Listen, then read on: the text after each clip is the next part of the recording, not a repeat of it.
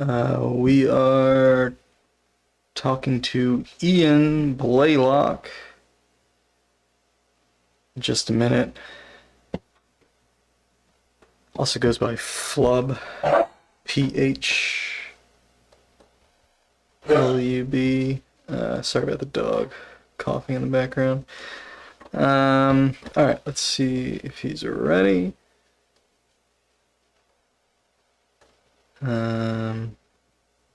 Where's... Wait. Where's my thing?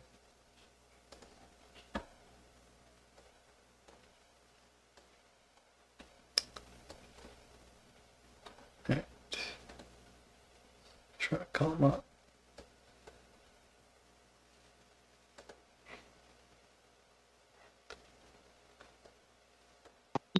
Hello. Hello. Let's see. Let me get this pulled up. Turn on my camera so you can see my face. Nice. No, no problem. Wait. Oh, wait. Oh, let's see if that works. What is up? And oh, nothing much. Just got it.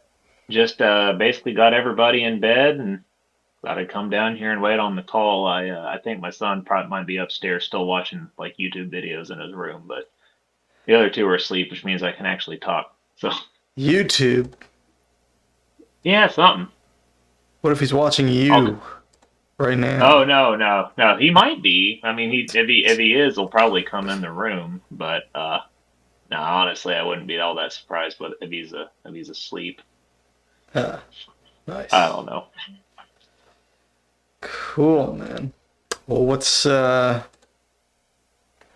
you been cooking up all day? I know you've been working Well, on I mean, that app and stuff. oh yeah. Well, I have been. So I don't know if there was any particular lead in or introduction you said before you got me on here, but yeah, I guess for the background of those who haven't been following what I'm doing, which is probably 90% of people who are watching this, probably more than that.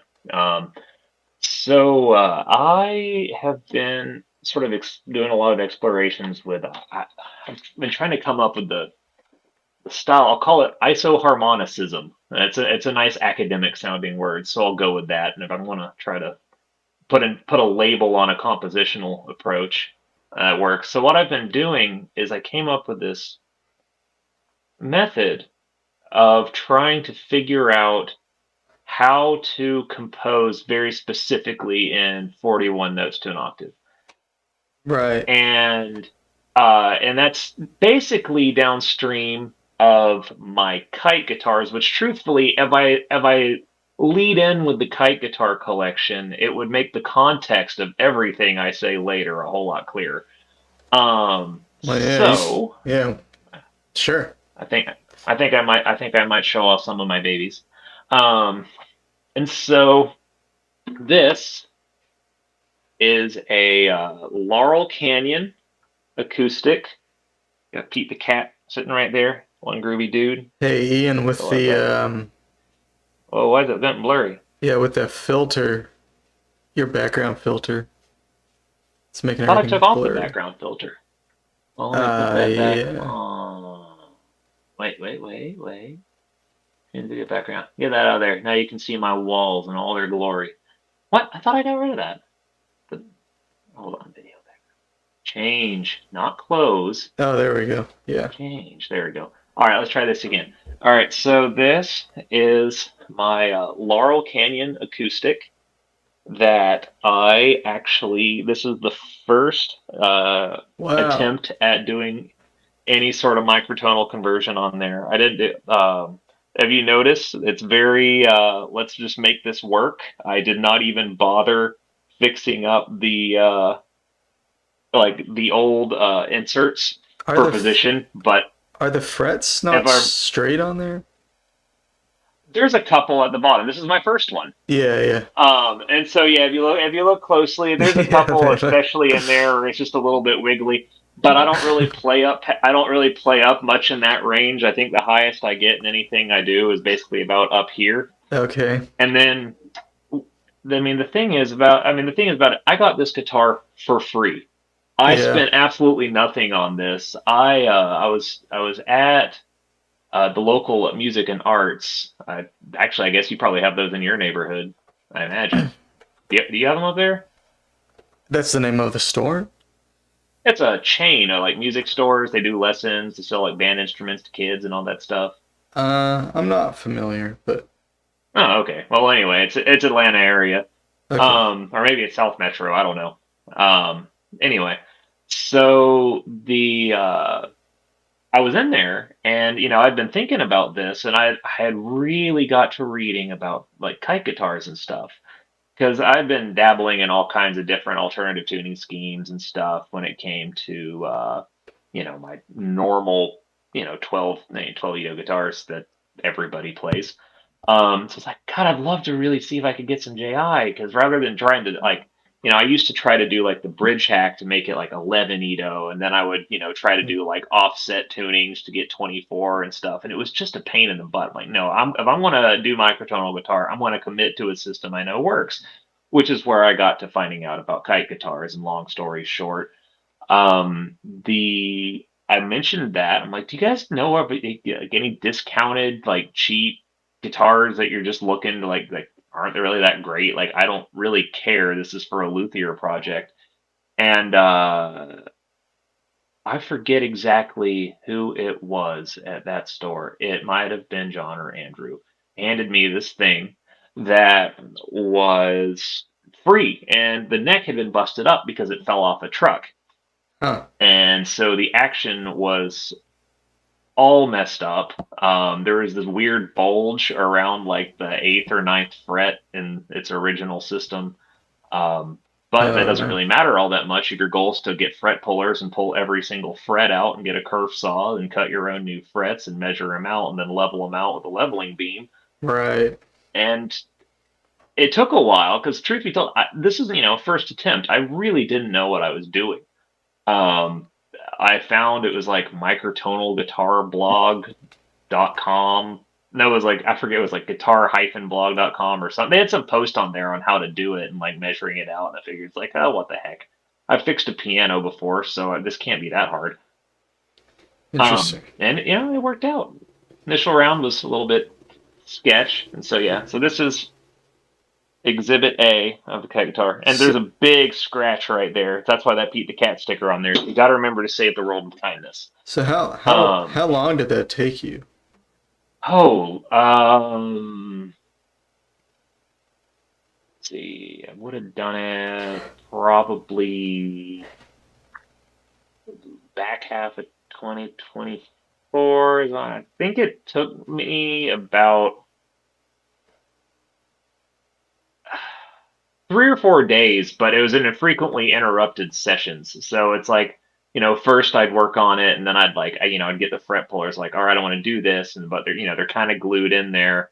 So I was like getting like I forget what I was using, but basically using an iron to sort of like melt the glue and the frets just a little bit, so I can get them out easier without completely obliterating it, and then filling in all the old fret slots with a mix of super glue and sawdust, and then getting all that in, sanding it level, and then cutting the new ones. And then it was just a matter of figuring out how to get them flush and realizing that even though when you have a free guitar, you still need a lot of tools. Okay.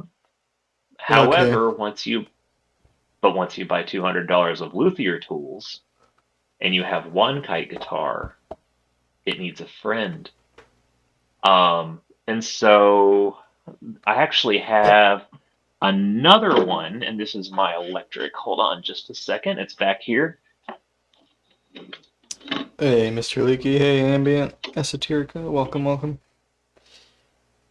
All right. And so this, Oh, cool. probably about out of tune. Hold on a second.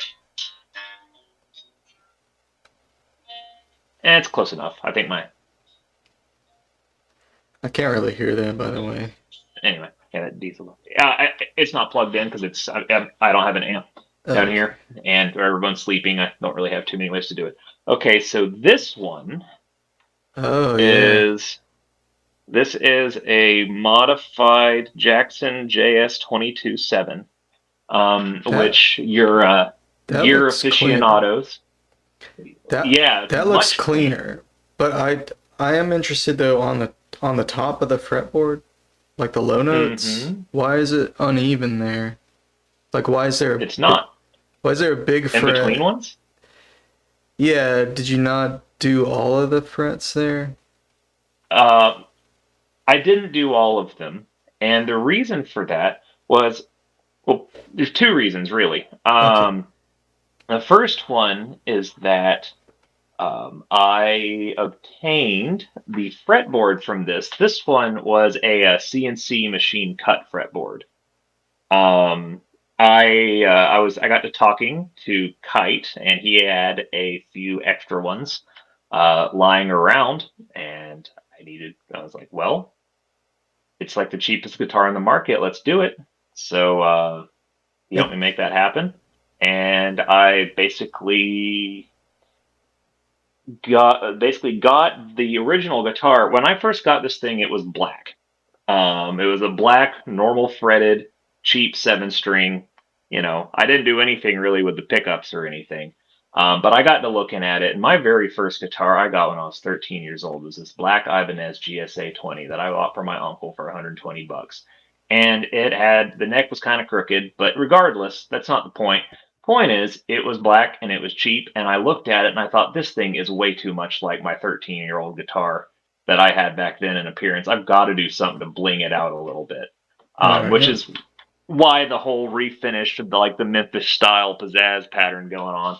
But to Yeah. answer your questions about this, so Yeah. one, you did notice it's a lot cleaner, and Yes. you know, actual modified inlays on this. Um, So but yeah, the frets were printed or you still installed the frets? I installed the frets and I installed the fretboard. So this one wound Okay. up actually being a completely different approach. So if And there, that fretboard though, that's 3D mhm. printed? No, no, no, it's not 3D printed. It was a CNC machine cut. So it's a Oh, okay. rosewood I got you. fretboard All right. that is cut like with just really precisely. And so So the process on, the yeah, line, so you just had to put in the frets at that point? yeah, for every notch in this one was machine cut. That makes sense. And so there's a whole Yeah. lot less, especially on the Yeah. upper notes. Because honestly, on the other one, I started on the upper notes, figuring I would get the hang of it by the time I got down to the notes I would actually play, which turned out to be pretty good intuition, I guess. But that's Yeah. why those were a little bit crooked. But these are, it's straight all the way up. I And see. so, So and so, what are the what? frets? Is that just like do you have to size the actual frets and everything or do you just buy those in a pack or something? How does that work? There are a number of suppliers out there. There is Jescar. They're a supplier. I forget where they're based out of. But they sell, I forget it's some nickel something, nickel zinc alloy wire. I forget what they make them out of. But basically they sell them in these long tubes that are probably like, I can't even see my hands, about 3 feet long. Perspective's all wonky.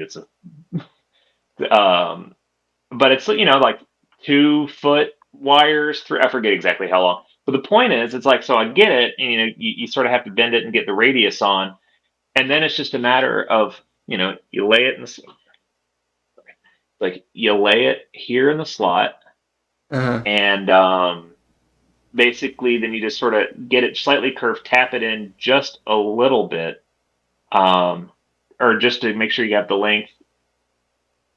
Mm-hmm. And once you make sure that you've got like the curvature right, then I would put like a little dab of polyacrylic glue on it so it'll hold a little bit better, so I don't have to worry about like the end of it like popping out a little bit, Mm. because the wire naturally wants to be a little bit straight, and so there's all kinds of ways to bend it, and they all range in complicatedness and expense, and so naturally I go for the whatever works way. Right on. So you get that in, and you just do this one and this one, this one. After a while, it's like a whole afternoon of just bending wire, gluing, and tapping it in. Uh-huh. and then you're still not quite done because then you've got to cut the long pieces off, and you got to get some like flush cut end nippers to get it like right down to the side, so you don't slice your finger open trying to do a slide. And then sand it down a little bit along the edge to make it smooth.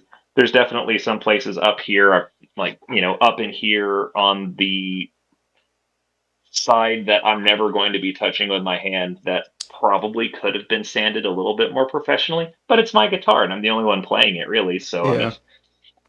That's cool. So yeah, why did you skip the frets that you skipped on the low end or the top or whatever? okay. So for most of it, every single fret is two steps of 41 Ito. Right. Um, and each string is tuned 13 steps of 41 Ito apart. Yeah. Um, And so that means that on any given string, this one, well, if you don't count the in between frets, it's all the even Ito steps above the lowest note. Yeah. This is all the odd Ito steps, so even, odd, even, odd.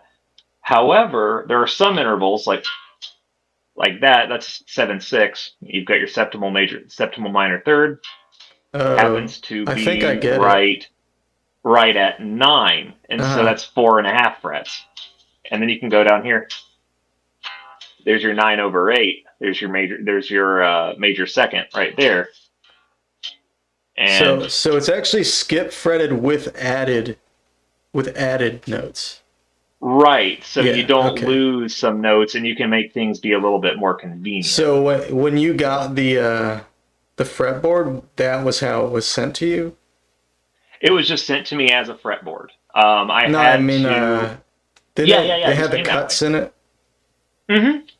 Because that's a. I forget. So did I you think it was. did you special request those notes to be added in, or is that because that's not normal No. for kite guitar, is it? Um.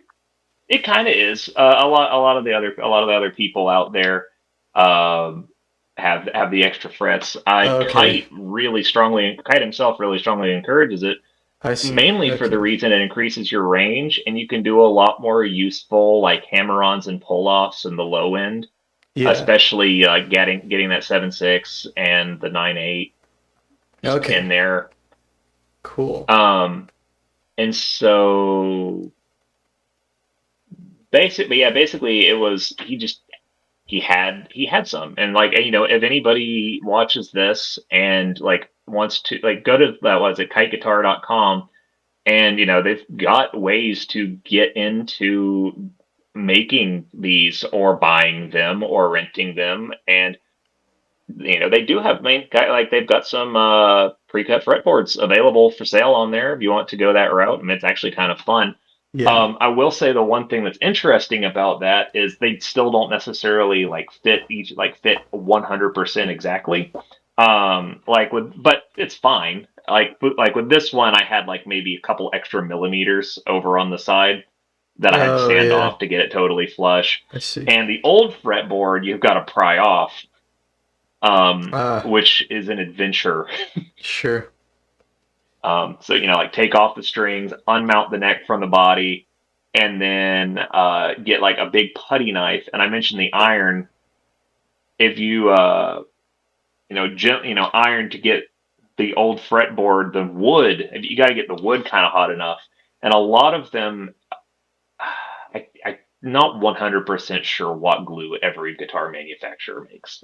Then it would don't profess to know that, but I do know a lot of them use hot hide glue, which the greatest thing about it is it sets quickly, but it's also reversible with heat, but it's super strong. So if you want to pry it off, you basically just have to melt the glue, and you can kind of smell it when it melts. And then you just get your putty knife and you just sort of like get it under there, but it's a tight bond, so you've really got to sort of like work in there. So Right um, on. All right. there's a third one. There's a third one. Okay. There's a whole family of kite guitars, and this I promise I want to lead in back to the isoharmonicism, Right on. Yeah. um, because it was downstream of figuring out what to do with these. So you see, electric guitar, acoustic guitar. There's something missing.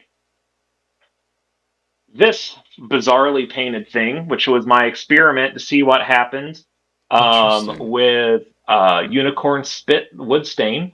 This is a glary GIB 6-string bass. Um, Okay. they Interesting. are the cheapest 6-string bass on the market. Or you might be noticing a trend with my bass instrument selections. Free cheapest 7-string and cheapest 6-string bass. They all work. Uh, um, and so this one, lowest string down here, that's not going to come through very well. But it's a low C, so this thing on the low end is almost as low as like your typical like 5-string bass that you'd see in your like Oh, garden variety new metal band. And okay. then so we've got C, and then up to G with all the other notes in between. And if you'll notice, this one was much better cut because I had a little bit more practice with not cutting the gouges too deep. This one was done just like the Laurel Canyon acoustic. So Oh, I did the okay. whole like pull the frets out. It just took me half the time with twice the accuracy this time. Interesting. Um, Second time around, you know what you're doing a little bit better. Right. Um, and so uh, now there's a bass, and I have enough kite instruments. Sometimes I daydream about trying to make even more, but I feel like after a while, I mean, you just What would you do? Make a the banjo or something? I mean, there is one over there, but I think my wife would be quite furious with me if I took her 5-string banjo and just randomly pulled all the frets off and tried to make it kite fretted. I don't think it would sound good either though, because you got the that reentrant tuning with the high strings. So What does that mean? oh, reentrant tuning. So you know how on banjos, how you've got the 4 strings and like, but you've got that little short one like Yeah. above all of them. That's a higher pitch that breaks the thing. And like ukuleles also have the string that's closest to you is higher, and then it drops in pitch and then goes back up. The Yeah. do do do do. Yeah. Yeah. That's a reentrant tuning. Is what that is. So why would that not work with a kite tuning? Because I mean, you could. I mean, you theoretically could. You could. Okay. I, However, I mean, the thing, the thing that I really like about the kite tuning is that isomorphic layout that they've got, and basically, have you had any people who have really nerded out about kite guitars on here before? no, I have not. Oh, well, I guess I get to be the kite You're connoisseur. the kite ambassador. I try to be, though. Really, I'd say the true kite ambassador would be Kite because it's his name. However, I do my best. I'm enthusiastic about these things. They're cool.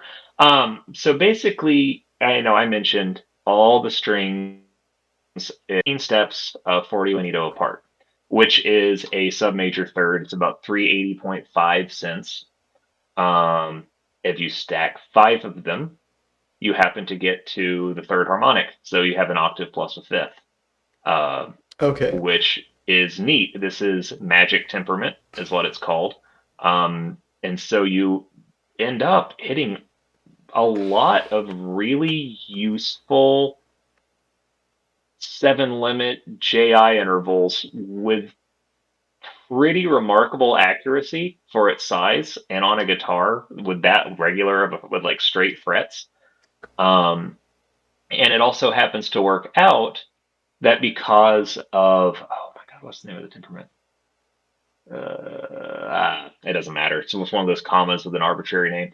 But because your septimal minor third, your 7/6, your just major third, your 5/4, your septimal major third, your 9/7, and your perfect fourth, your 4/3, are all 1 fret apart. It's 1 string, and then up here, let me grab the guitar and actually let me make Yeah, the. sure, yeah.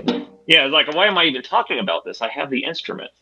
So like you have all these really convenient intervals that just happen to all be 2 apart. So here, you're 9/8, 7/6, 6/5, 5/4, 9/7, 4/3, 11/8. And they're all conveniently just 1 fret apart, which is super cool. And so you've got this perfect fifth, except I'm out of tune. There we go.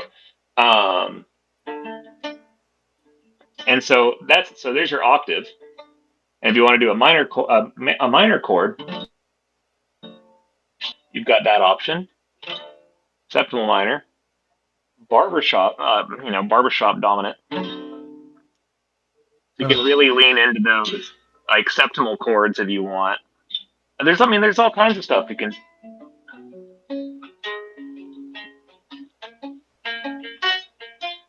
Yeah, forget. I haven't practiced this in a while. And I'm in the wrong key. Hold on. That's it.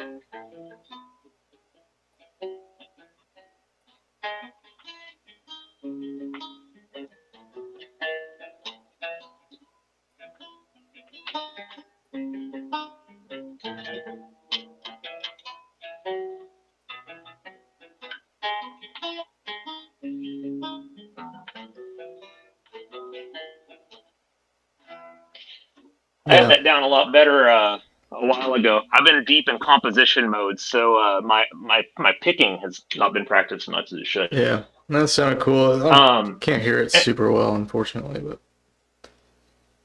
I wasn't sure if you'd be able to, but I thought I'd at least try. yeah. It is audible. It was just quiet. Yeah.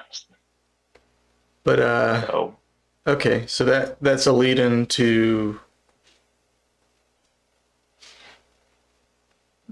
me getting back to the compositional approach. right. So I built these, and I've been trying to figure out what's the best approach to this, because it's like, okay, I have just unlocked this whole new like little harmonic universe by hammering and sawing and sanding. Like, okay, so what do I do? Am I just going to like stick with 5 limit harmony? And I've done some stuff, playing around doing stuff that's relatively close to diatonic chromatic structures. Experimented with doing some like chuggy, like ultra chromatic metal riffing over some syncopated stuff. And then I was like, I wonder how. And then I got to reading about these things called linear chords, and they made me think, I wonder what if I used these. So back up. So the concept of a linear chord, it's a chord where you just take equally spaced segments of the harmonic series. So everything is approximately the same amount of hertz apart. So all the difference tones end up being more or less the same. And so they almost all sound resonant, open, and kind of grounded because they all share a fundamental. And I was like, well, if I do that and I focus on the like big family of linear chords as my targets to compose with, as opposed to what I've been doing basically, um, which what's standard, like major, minor, major seventh, dominant seventh, that entire like the standard Western tonal framework we all love so much. Um, I realized that I can make chord progressions basically in a 6-dimensional prime lattice fairly easily if I just sort of made a point to compose my chord progressions by literally just modulating by various isoharmonic chords and basically just like laddering, changing reference points on the harmonic series as a means to an end. And I was like, well, could this be coherent? Because this is going to be like really weird and out there. And periodically, you don't just want 2 notes, so then you've got to extend it. So say that you want to, have your next chord start, a 5/4 up. Well, say, all right, let's make a little bit more or less. Let's just keep going. Let's throw in a 6 and a 7 and an 8 just because it sounds cool. Okay, now the next chord. Oh, that's a 13/8. Well, you make that linear. You've got 3/8, 13/18. And then you can run into chords like 7, 15, the 7, 11, 15, 19. So you get these weird stacks that are just, particular. Can you play It, those in it a 41? Like You those can higher play all of them. harmonics? 41 represents up to the 13 limit consistently. Yeah, but you mentioned like even some higher harmonics, so Well, 12 misses 7, but 7 still sound good. sure, okay. My take on it is if the overall structures around them, the ones that don't fit perfectly, one, I'm not using them that much. They're there. It's spice. So Yeah. just harmonic content. And so what I realized is, all right, so these are some weird chord shifts. So I figured out how to get them bodied, but how do I connect them? I realized if I write it in such a way that every single chord shares a pedal tone with the chord immediately before and after it. So you've got like one up here, and so you keep this tone, and then you shift, and then you keep this one, and then it's like you bring it back down here. And with enough steps like this, you can create like a chord progression that eventually works its way back around, even though fundamentally you've just traversed some super obscure comma that nobody's even thought to give an arbitrary name to on the Zen Wiki. And it's kind of neat. Hmm. But I got to thinking, first I was writing these out. I was writing them on graph paper, and I don't have any examples, but I was like, okay, I've got to figure this system out. So I'm like writing it on graph paper, and it's just fret numbers, and me looking up like the step count of various like JI intervals, and then basically having to like compile it across multiple voices because you can't necessarily play these chords on a single kite all at once. But if you treat three of them kind of like a little miniature ensemble, you can put like uh, the fifth partial on the bass, and then you can like have it in such a range that like the eighth and the 11th are on one guitar, and then you can have like the 14th just sitting there above it as a melody note on another one, and so you can have this like big polyphonic just wall of stacked harmonics that all share a fundamental, and it shouldn't work, but I found that oddly it does. But trying to compose with that was a What massive pain in the butt. what do you mean it shouldn't work? Well, it shouldn't work because there's no nomenclature for it. It's like I tried a few different approaches to try to get this to work. And the first one I'm like, let's look into sagittal notation. Well, I mean, sagittal notation is still assuming a diatonic structure.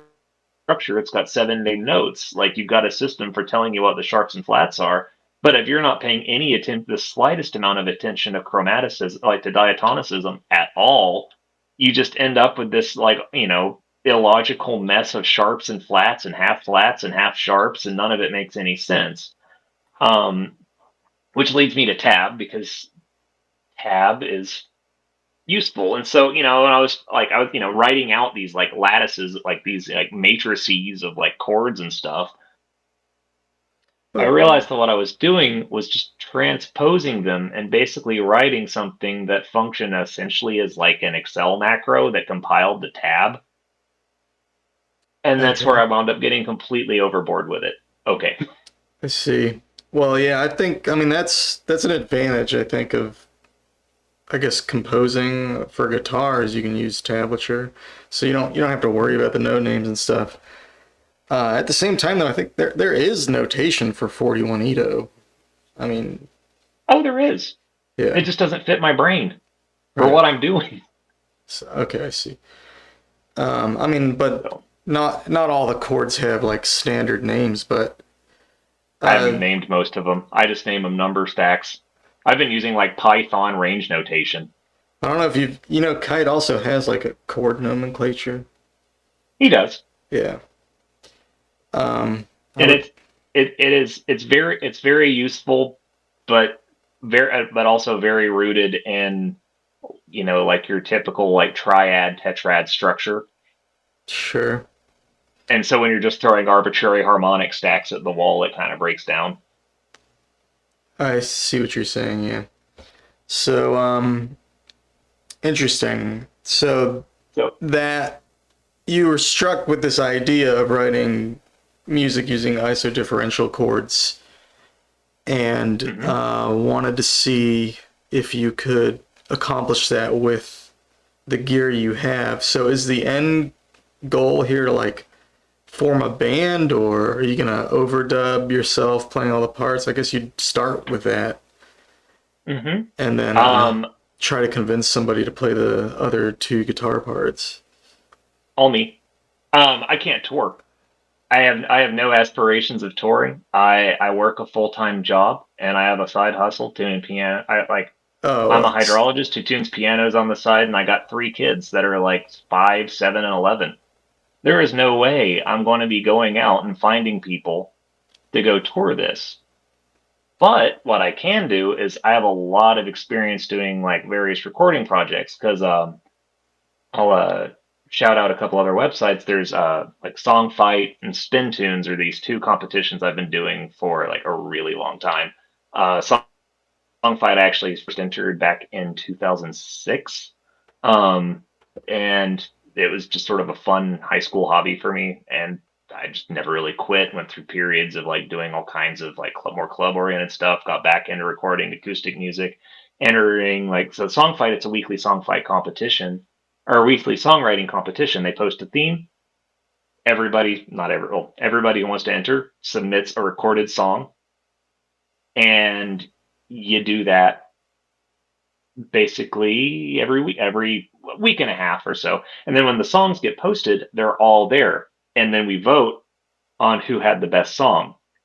And so every single week it's a contest. There really isn't a prize other than bragging rights. But if you're looking for like a low stakes excuse with a bunch of enthusiastic people who will give you objective criticism, it was great. And so I really learned a lot about like mixing and recording and how to get stuff to like EQ together in a mix. And so I've been recording like I guess I'll call it normal music um, for years. And Spin Tunes is another one. It's like it's a 4 round elimination tournament. They'll post various. Sometimes it'll be like a song like a compositional type challenge. Sometimes it'll be more of a lyrical focus. Like there have been rounds where it's like include one major key change at some point that is not going to a parallel minor but is a complete different key, or like use musical palindromes or things like that. And then that one has a panel of judges and everybody's ranked, and that's an elimination tournament. The reason I bring those up is to say I've been recording music basically as like just a solo passion project for years now, and it's like, why not go all out? Why not try to make a absolute interesting like magnum opus of just to see what how far you can push a kite guitar into harmonic territory that somehow makes sense but is completely zen harmonic but still works. Um and so yeah, so I will go ahead and segue to showing my compositional interface because I'm proud of it, and it's something. Hold on, where is? Okay, there you are. Your full screen. Wrong one. And share my screen. Let's go over to this. All right. Let me close the news and Wikipedia, and so I will scroll all the way back to okay. the start So of this this thing. this interface, these are fret numbers. No, not at all. I am not concerning myself with fret numbers at all at this stage in the game. So over here, um, so you've got, this is, this row, this is just your chord number.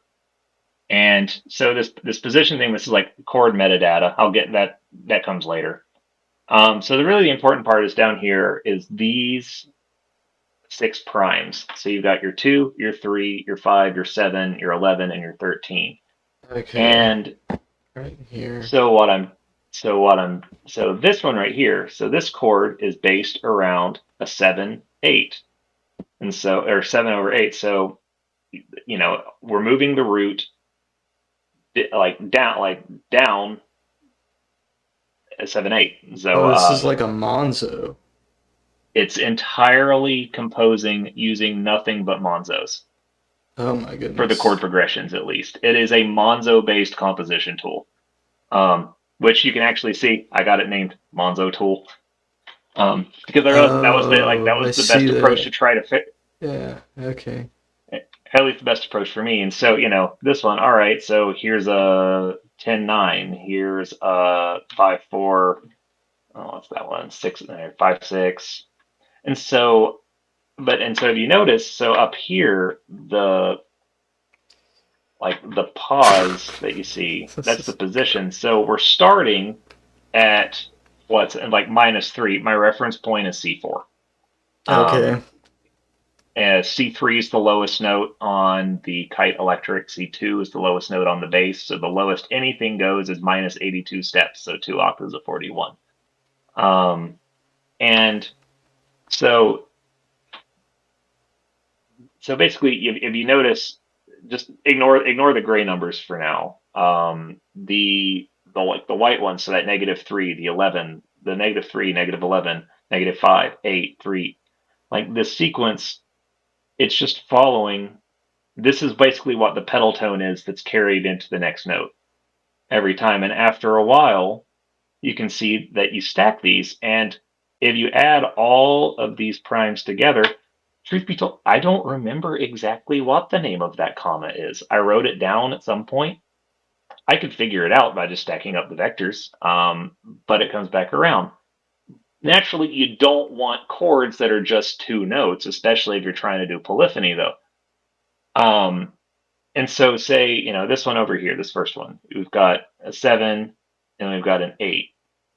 Well, that down 2, that adds a 5 and a 6. That up 1, that adds a 9. So this winds up being a 5, 6, 7, 8, 9, just stacked harmonic wall, um, which is kind of interesting. So this is chords. It's great. However, if you hit tab, or you can go up here, I set it up so I could go over and I programmed in a little step sequencer. Huh. Okay. And so all of these low voices, it's just drums. I'm not going to be able to compose anything if I can't put a beat behind it. So I've just sort of been punching in the drums as I go. And I've decided to allow for 2 note acoustic, like 2 note polyphony. I'm using basically multi-tracking the electric for a lot of the big wall of sound. And for a lot of the melodic stuff, I'm using the acoustic because it has a little bit more of a cleaner tone. And so this is a melody, 6th harmonic, 6, 7, 6, 8. And so but this is a shifting target. Every single time the Monzo shifts, the absolute um, pitch of the harmonics also changes with it.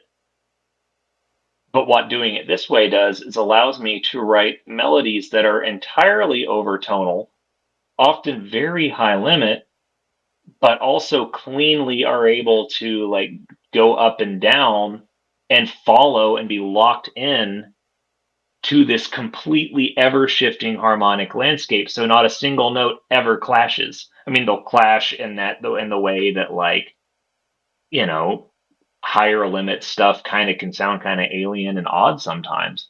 Um, This and the voice does the same does thing too. this is all just JI though, right?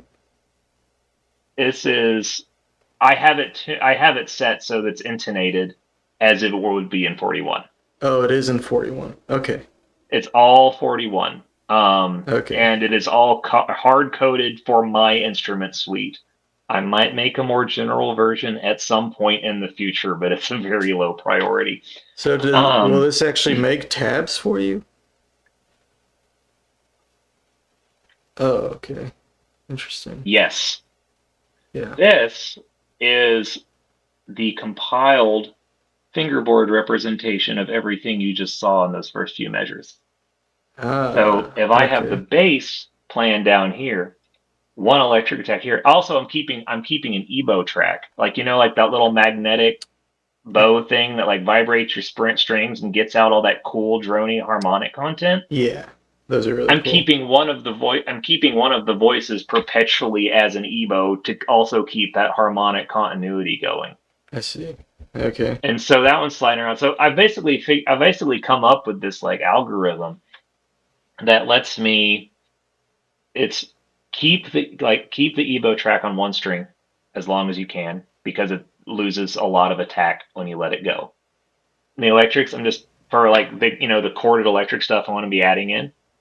Um, it's make it so I can fret it within 6 frets, and please don't make it so I'm not skipping strings more than often. And the bass is play the lowest note. It's the bass. It better be the low. I mean, I could switch it up, but I'm already doing this is already out there enough anyway. It works.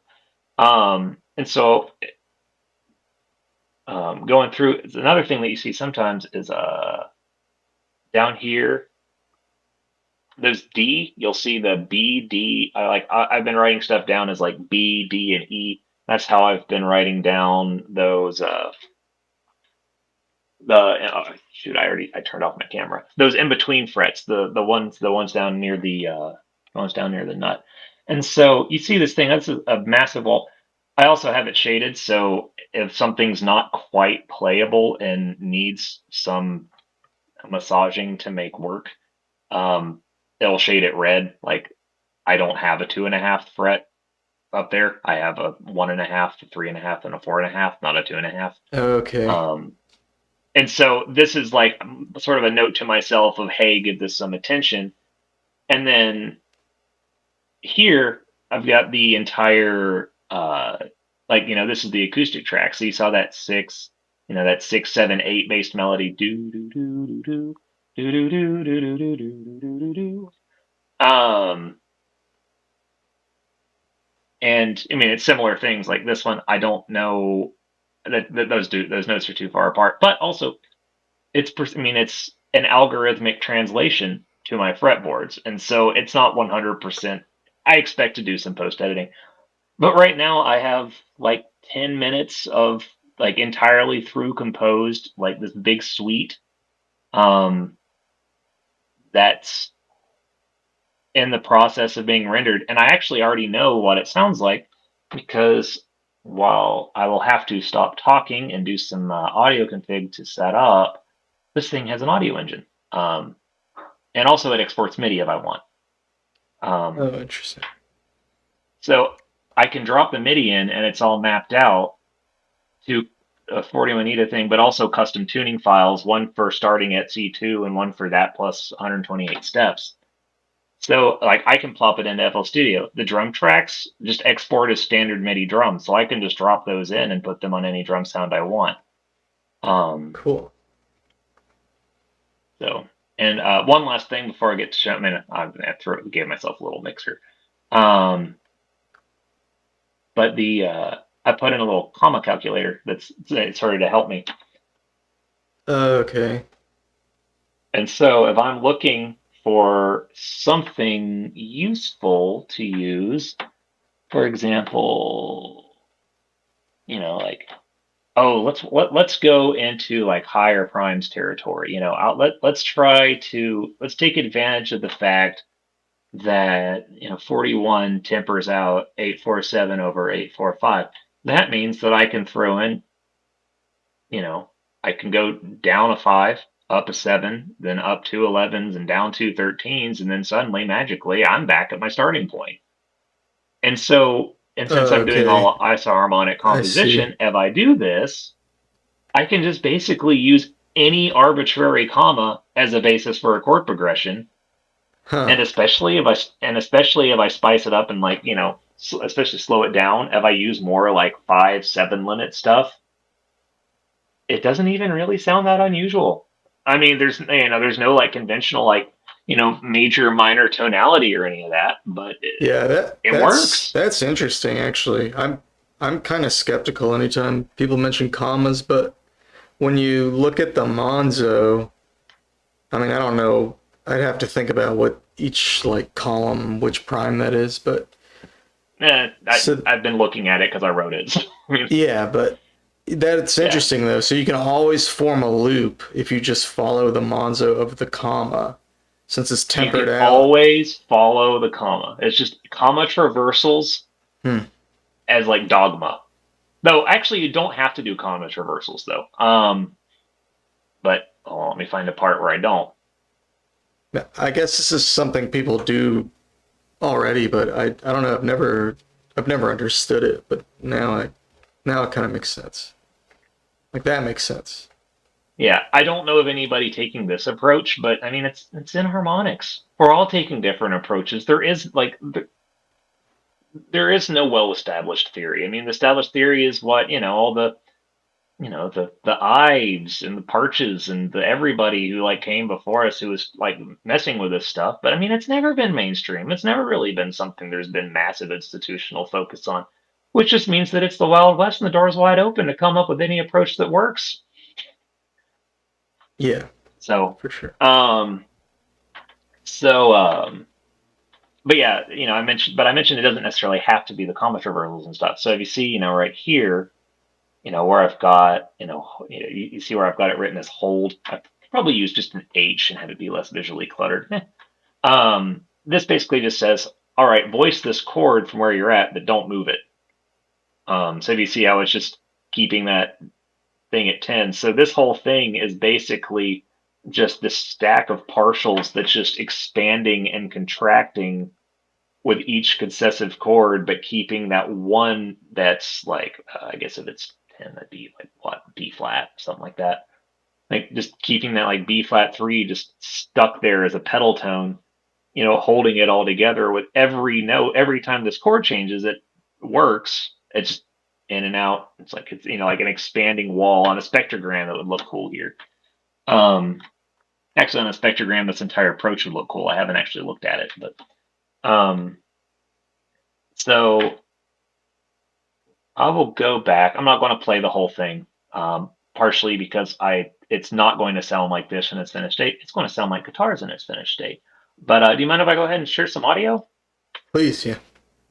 Yeah, all right. I will shut up for a minute, but first I gotta mess with audio MIDI setup. Um, hold on. And like this device for sound output. And wait, I didn't do that right. It was this one. That one. Okay, it was the speaker loop back. And so now I gotta go to Discord. I wish this just worked, but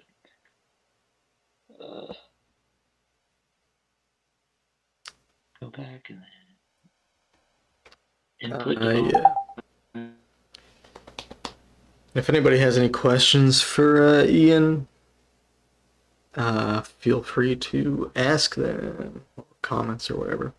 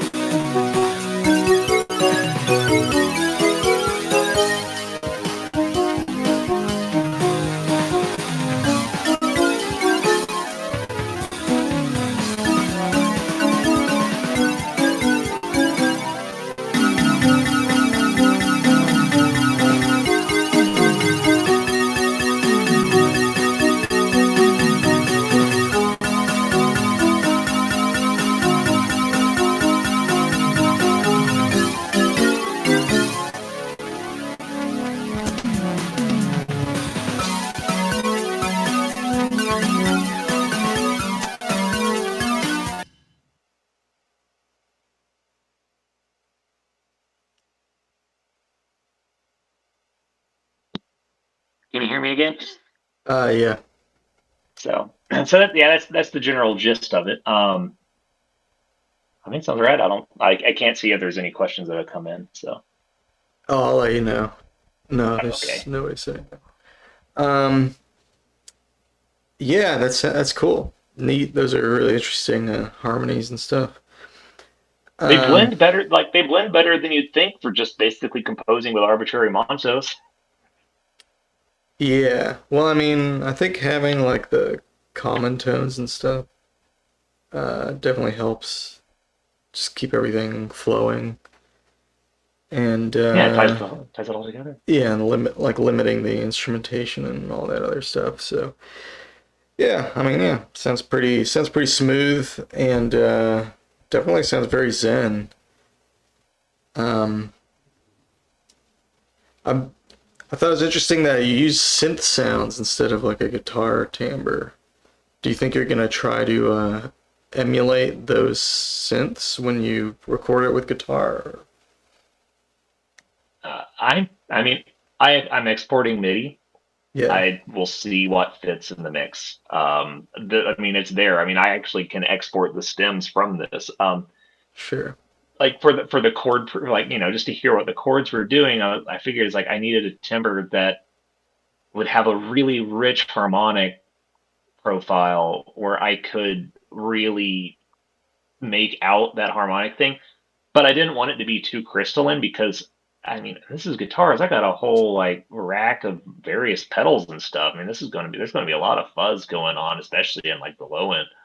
Um, Mm. and So I'm like, well, why not go for a super saw? A super saw for the chords. It's perfect. Like even you can even like slowly hear like the phasing tapering off.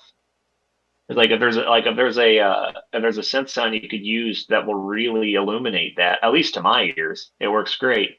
For like the little plug guitar voice, I just went for a super square. And truth be told, I hard coded it early on. I actually vibe coded the synth voices. I just said give me an engine that plays. Um, and I could change it, but I was just like, I just want something that works.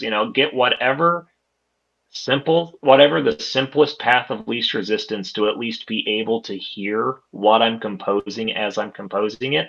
I kind of liking it to like writing a symphony in MuseScore. Like, yeah, you're listening to that little dinky piano sound. It's not going to sound amazing, but I didn't want it to sound like that. So I'm like, yeah, let's give me some synth sounds. I love the Supersaw. I think I went to like free sound or some free drum pack thing, and I just downloaded the first kick drum I had, the first tom. That's the first toms I found, the first snare. It's like whatever, just get drums. So, and then after a while, after listening to that aesthetic for a while, you actually kind of get attached to like the demo version of it. But I mean, Oh hey, yeah. Right on.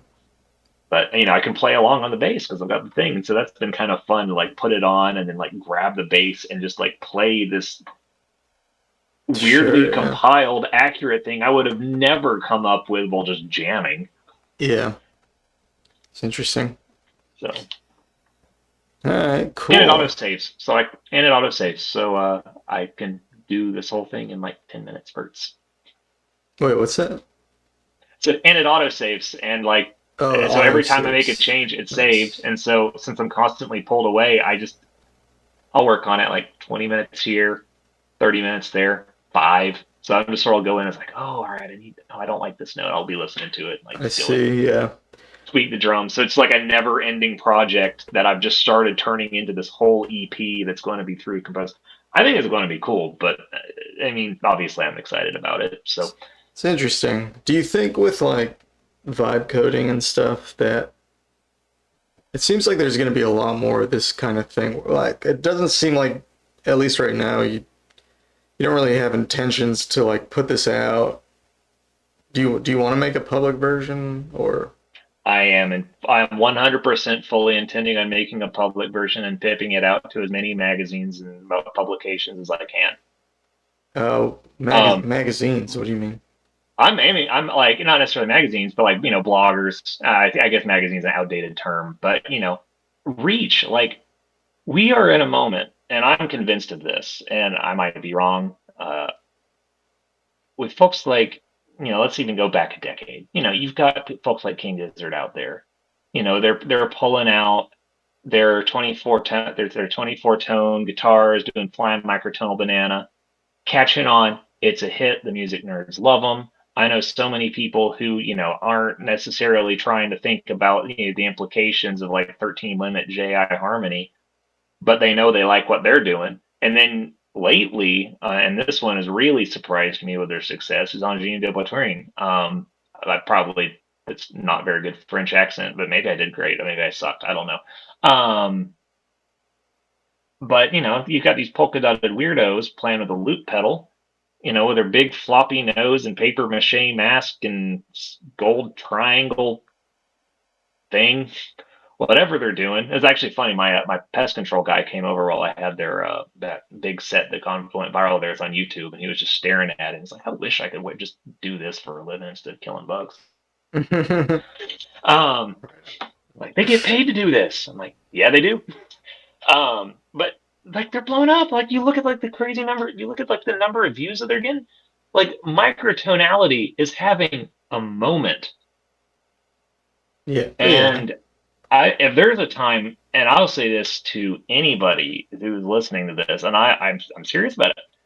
I think anybody who is, intrigued and trying to like really lean into this, especially kite guitars, like microtonal guitar music is having a moment, and it's been building steam. And so I figure, well, there's tons of wide open space in that to do all kinds of things. And so I'm just trying to add my note to that collective conversation, I guess, And I think everybody should. Like you see me as I lurk on this harmonical chord like all the time, and I repeat this over and over because I mean it.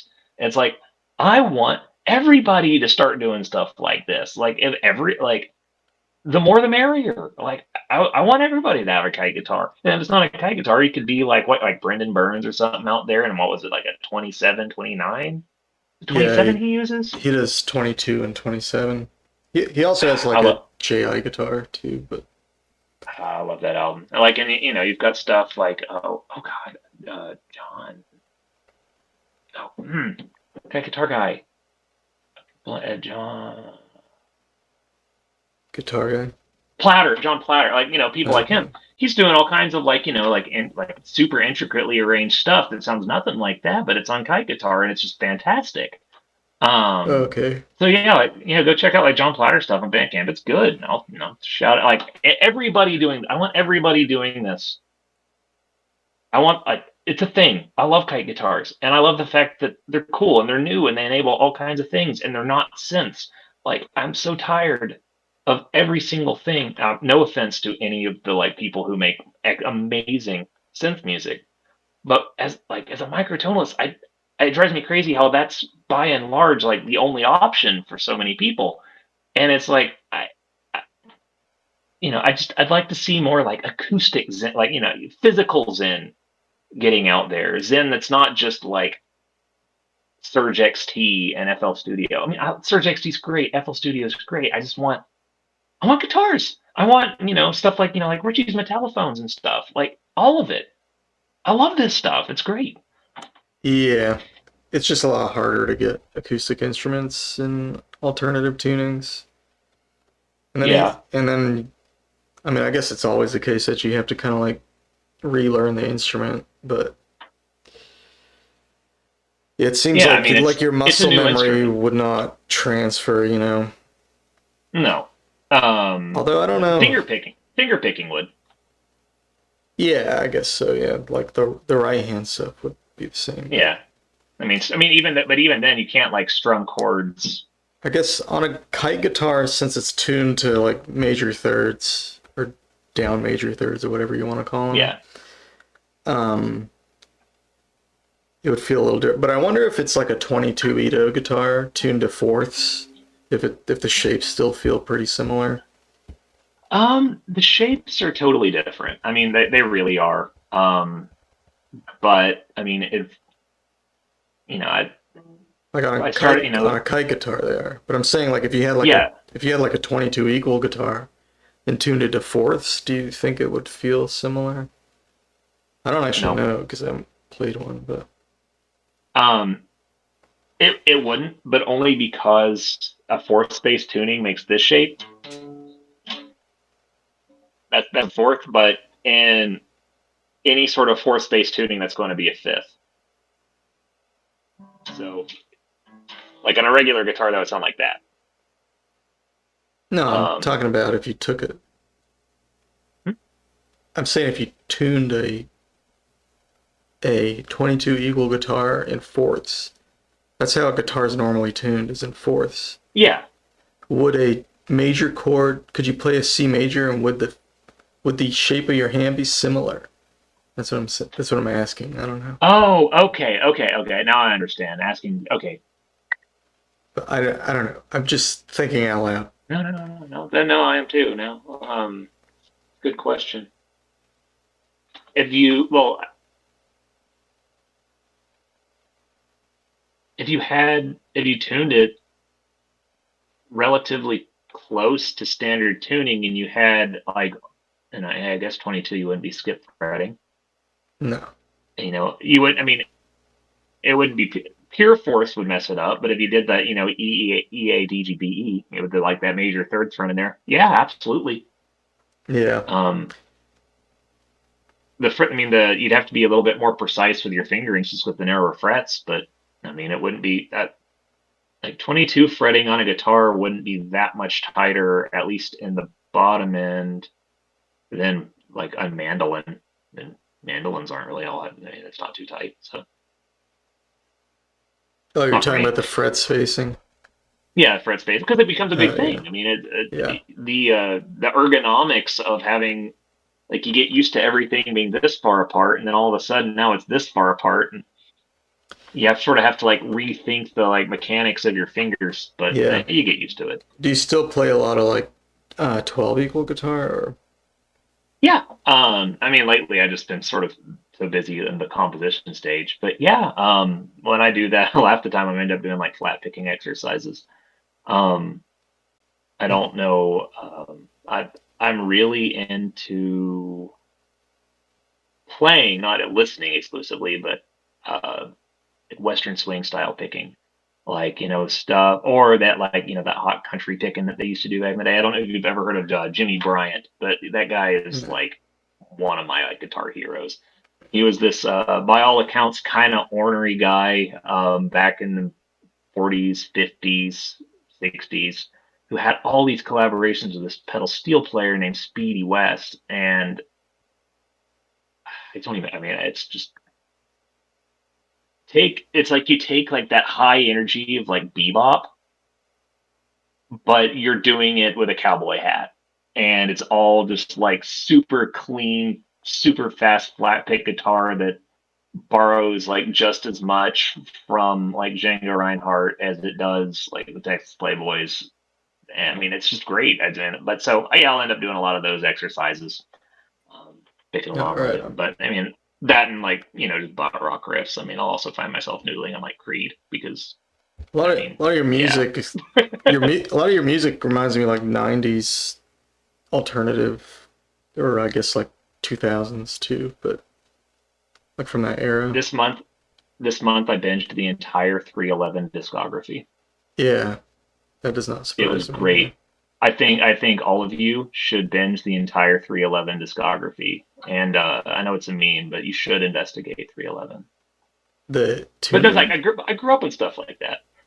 Yeah. Um, I mean, when I was like 11, 12, I mean, like my first ever concert was Incubus on the Oh, Left of the wow. Murder tour. Nice. I had their poster on my wall. I was like, when I was learning guitar, I was obsessed with Nirvana. And so it's like, to this day, I mean, it's mostly power chords. This day, I've still got like most of In Utero committed to memory on both guitar and Yeah. drums. But I mean, it's simple, iconic, and well written. It's like perfect stuff to learn when you're 13.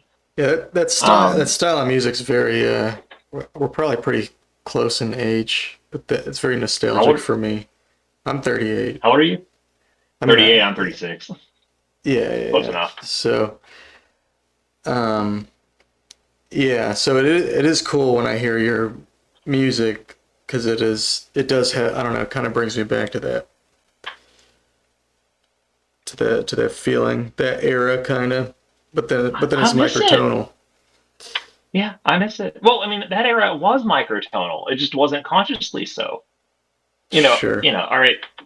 I mean, you go back and I mentioned them. I feel like they're like almost like a running joke as a band at this point, just because of how Scott Stapp oversins and is so melodramatic all the time with all their old songs and how overplayed they were.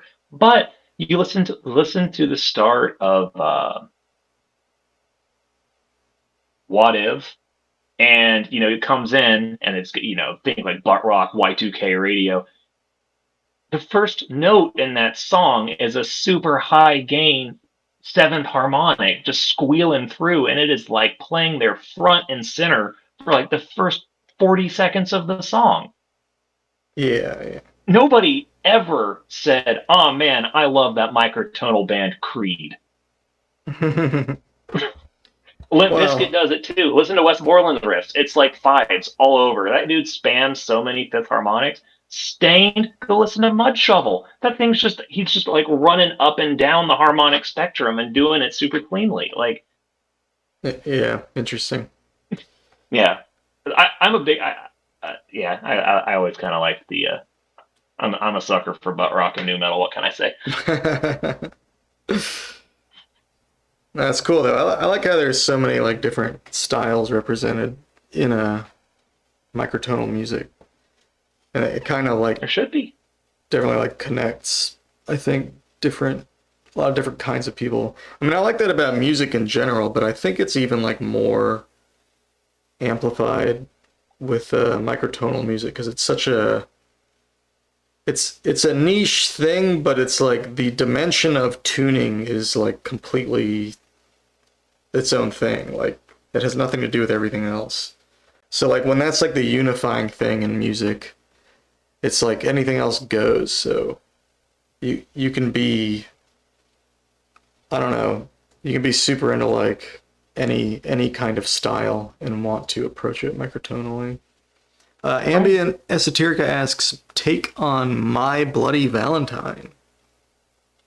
Already have. Already have. Well, are we talking about doing a My Bloody Valentine cover or writing a song in the style of My Bloody Valentine? They said, take, like, what's your take on My Bloody Valentine? I I think. love them. Kevin Shields is a genius. Okay. I think I, that's what I they meant, yeah. Uh-huh. I would probably say that Soon is in my top five most listened to songs of all time. I love that group. Um, Ambient says, correct answer. the real question is actually one of my proudest possessions that is record related was oh god that record store. What's the name of the record store by Little Five Points or Buckhead? There's two of them. Do you know? I don't know the name of it, no. Okay, well, it was about a not a decade I've ago. been there, but it's been so long. I don't know what it's called. Same. Um, I'll remember it later. But I went in there and was looking through the bins, and I found a copy. And it was "You Made Me Realize," like their big breakout EP for Okay. $15 on vinyl, original edition from like 1988. Like $15, and it's like I know it's worth more than that. Like I've looked it up on Discogs, but it's like I can't bring myself to sell it. That's too cool. Like that's like a defining moment in like history. It's like it's just it's one of my like proudest record store finds. Like the crown jewel of my collection Yeah. is My Bloody Valentine. So good question. Yeah, I think I bought like a Genesis album from there. I've never listened to it. I've never had a record player, but I bought some Well, vinyls get there. one. Okay. There you go. Yeah, Ambient said his use of the whammy bar to dip into microtonal intervals exists in nearly every song they did. Almost all of them. Yeah. Um, which is one of the reasons. It's actually kind of funny. I've been sort of mentally trying to like contrast what I've been doing, because I mean, I have a handful of like guitar snippets that I've sort of recorded, and it's, for them it was a giant harmonic wash, except they were just using, conventional harmony and doing a giant harmonic wash. And so I guess I'm kind of just doing a different kind of giant harmonic wash, and it's cool. That's what guitars are for. That's what fuzz pedals are for. I mean, they bring out all the harmonics. You might as well use them. Yeah, yeah. Do you find like with 41 equal that the distortion responds differently? I mean, the overtones for line differently. So yeah. Yeah. I mean, and even like even some intervals that are really close together, if you like blast it through a Proco Rat pedal. All right, so say that we've got like a 10-7 and a 7-10, or a 7-5, sorry. Basically Uh, two inversions of the same septimal tritone, but they have a different virtual fundamental. And you normally don't hear the virtual fundamental when it's acoustic, but like the overall like bottom feeling, just sensation of the sound, even though you're only changing it like 20 cents, feels completely different from those intervals. And 11/8 in turn also feels different, and it's also, and I mean, it's a little bit flat in there, so you can I see what you're. like only go up like barely more than a quarter tone, and it's all different shades of tritones, and they all feel totally different. And like the overall like vibration sensation, because like the high gain brings out all the different difference tones, and it's cool. Or virtual Yeah. fundamentals, sorry, But wrong word. if anyone doesn't know what you're saying, I want to kind of translate a little bit. Like By all means. if the you're keeping the low note the same and you're just adjusting the high note, so the type of tritone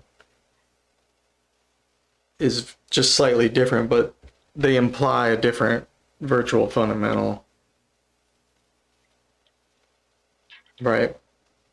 Yeah, and it Yeah, just it comes out really strong when you're running through fuzz. Or yeah, I mean, I guess if you're Kevin Shielding, well, I guess if you're Kevin Shielding too hard, the virtual fundamental will get lost because the pitch isn't stable enough for it to pop up. But I mean, that's kind of their thing.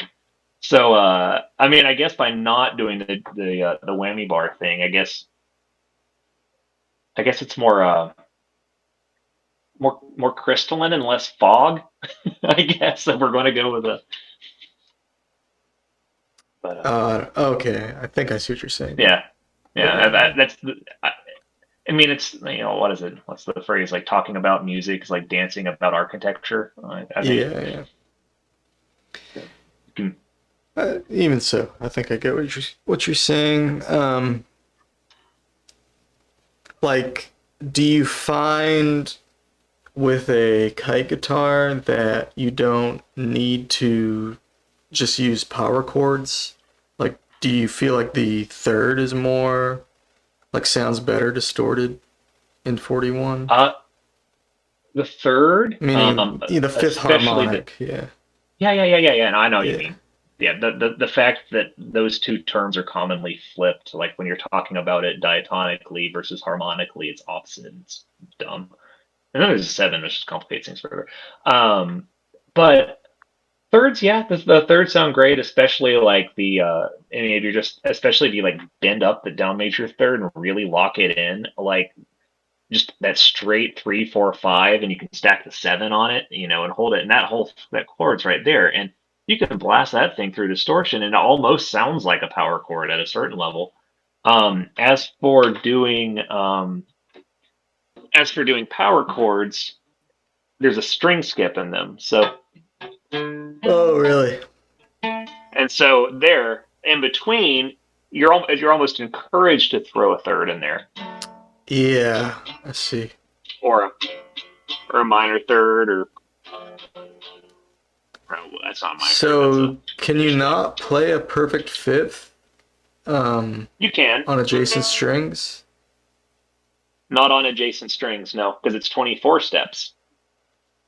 So all the Oh, odd intervals are on adjacent strings, and there's a string skip to get to the even ones. but you do have a couple, like with the extra frets. Can you play? You can play a fifth there, then, right? Not on adjacent strings because it's too much of a stretch. It's still They're too like much of a 7 frets. stretch. Okay, I see. They'd be like 7 frets apart or something. I see. Okay. So, and then since the highest, but also on this guitar, there's not anything in between frets. Oh, that So, but doesn't. Okay, fundamentally, I yeah. see. Okay, gotcha. But even if you could, not really. One thing I will say is interestingly, maybe it's just the extra voicings, but tenths, major tenths, maybe it's because they're further apart and a little bit more open. I feel like they sing out a little bit more than the major thirds would. And I think it's just that extra octave, like giving it a little bit more room to breathe, since like 41 by default has like the down major third, so it's a little bit closer. I guess where it's on the flat side rather than the sharp side, something about moving it up an octave to the 10th makes it resonate a little bit better, Okay, or it's just personal preference. sure. Um, Interesting. but um, if you don't, but yeah, if you don't mind like just muting like that in between string, yeah, power chords they're right there, and they're not hard to play at all. They're actually pretty ergonomic. Um, and then those what I was called the Deftones chord, the one that's just the open two stacked fifths. Okay. They don't really do it that much, but they do it enough for the point where if you hear it, it just makes everything just kind of sound like them for some reason. I don't know why. But those, There's like, that police song uses those. Yeah. so I mean those are fun, and there's so much you can do with it. It's just Yeah. you get a regular guitar, and then suddenly you just add like a zillion new harmonies that mostly work. Yeah. Mostly being the key Before word. you got into kite guitar, were you like do you have like tuning preferences? Like did you choose 41 just because of the convenience of the kite guitar or were you into that even before? Or... Yeah, 40. I didn't really even dabble with 41, but I was like, I want a microtonal guitar, and that's it.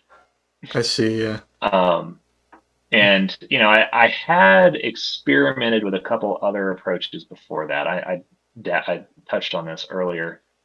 Um, there was like, so the first thing I did was actually it was a Stephen Weigel's approach, um, of using like a marker or a cork. He made a Oh video yeah. about Yeah, this you like mentioned forever that. ago. Yeah. Um, or like a marker cap or whatever, and you put it under the strings, so your second partial is over the 11th fret. And so that was really like the first time I really like sort of messed with any completely just out system like that. Um, and it's kind of neat. Like you get a nice like 9/4 in it, but it's not really true 11. But then if you tune it in fourths, it turns into pseudo 22, doing it that way. You can also get 10 Interesting. that way. Yeah. Um, and actually, if you get two regularly tuned 11ths, um, but you get two guitars that are tuned one step of 22 apart. You can actually do that similar kind of layered multi-voiced composition style that lets you get all kinds of like peculiar chords that way too. And you don't even have to get a new guitar. You just have to like Huh. truthfully Yeah. just don't have a Floyd Rose, because retuning that often with a Floyd Rose sucks. Um, that's the Okay. bridge style, the one that's got like the spring on it, and lets you have the Yeah. tremolo that lets you do all the cool Kevin Shieldsing. Yeah, yeah. Um I'm familiar with Floyd Rose, but Yeah, I wasn't. I yeah. figured the So audience might not be. there Um, yeah, I don't know. Maybe not. but yeah, there's that. But you can do that. You can do like neutral thirds tuning on a 24. I haven't done that. So And is everything you've done been on a guitar? Like all your no, microtonal? music? I mean, I've made tons of DAW noodles. That's right. Pop Yeah. up, pop in Surge, load it in an SCL file, and play around for a couple hours and see what happens. What In terms of what tunings were you messing with? So you did like the 11 on the guitar. What else were you into before you got the kite guitar? various tuning schemes on the 1909 Star upright piano that you can see I behind see me it. now I've moved out of the way. Yeah, Um, so I would play it too much, but everybody's sleeping. Um, but yeah, I got this piano that's retuned from, right now. yeah, it's that right now. That is in, I actually have that in quarter comma mean tone right now. I'm about to put it back in 12th though. Because I do piano, I do piano tuning on the side, so I always try to keep fresh and 12. But someday I'm hoping somebody will ask me for some kind of historical temperament, like some Baroque enthusiast who desperately wants to break out of the 12 equal grid. It hasn't happened yet. Um, Hmm. but yeah, that's where a lot of my other experiments were earlier on. I think I put it in, was it a duodene tuning, the one that it's just an axis of like, you know, plus 2/5 and then minus one and then up a third, down a third. So you end up with this like really elegant lattice. Um, and then I did that, experimented with a handful of seven tunings. There was like what was it, the Aquatic Ambience cover challenge. I tried to mic that and get something in there. I thought it sounded pretty cool. Um, Nice. Sounds like you like a lot of like stuff that approaches JI. I I like the partials blend. I guess I could focus on, I don't know, more inharmonic systems.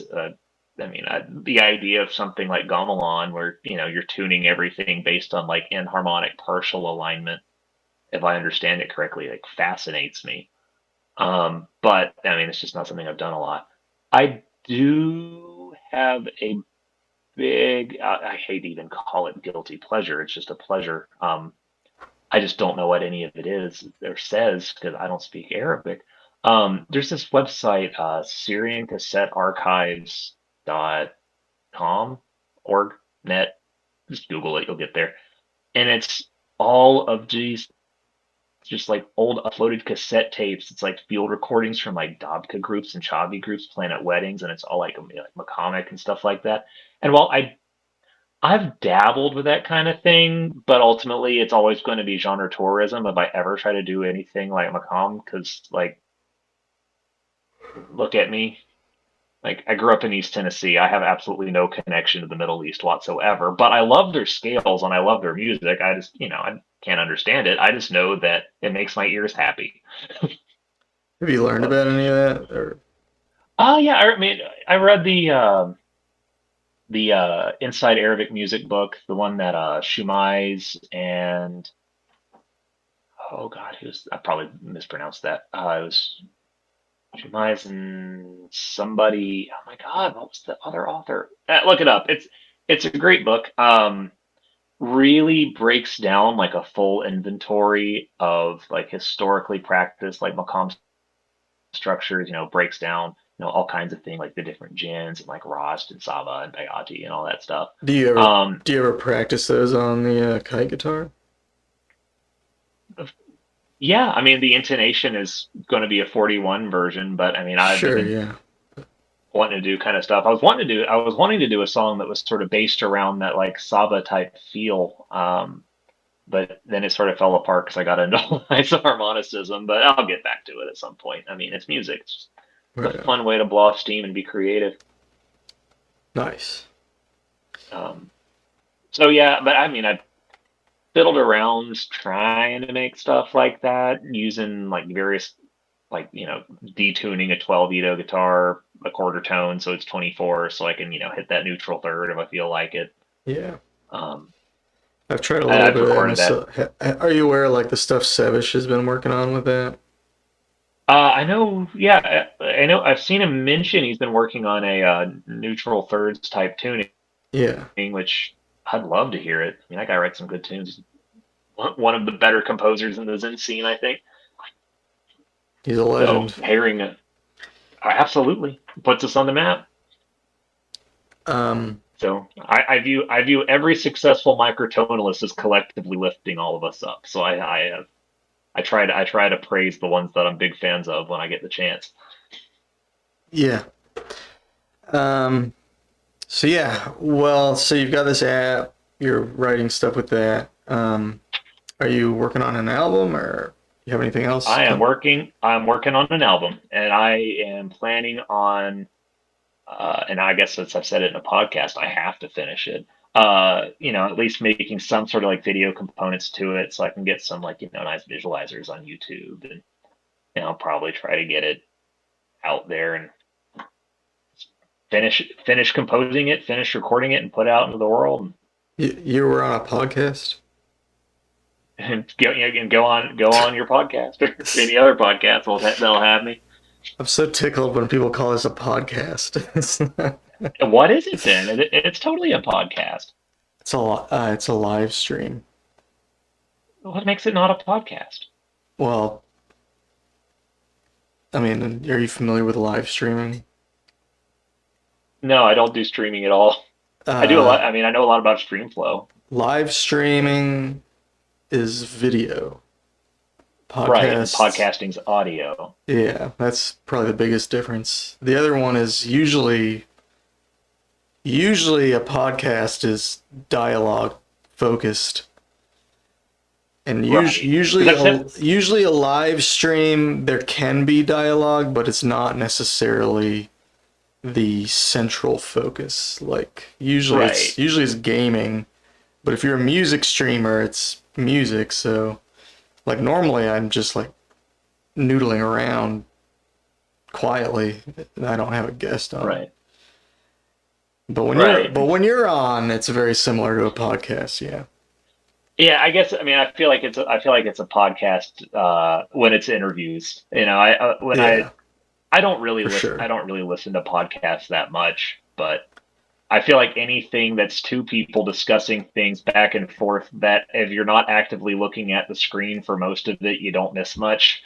Yeah, you could listen. The interviews are basically indistinguishable from a podcast. It's all terms. Yeah. Like I guess trying to like narrow down genre boundaries, and you can just quit. They'll just sort of flow into one another. Yeah. Um, Very nice. Okay. So you're working on an album. Hmm. All right. So Anything else you'd like to say? more of an EP. I EP. don't know Got about. you. I'm aiming for like the low 20-minute range, and it's about halfway. And it's about halfway there. It's some Uh, more songs, more guitar yeah, more songs. songs. Yeah. Oh, it'll be all guitar songs. I mean, basically that sheet music that I was showing you. Yeah.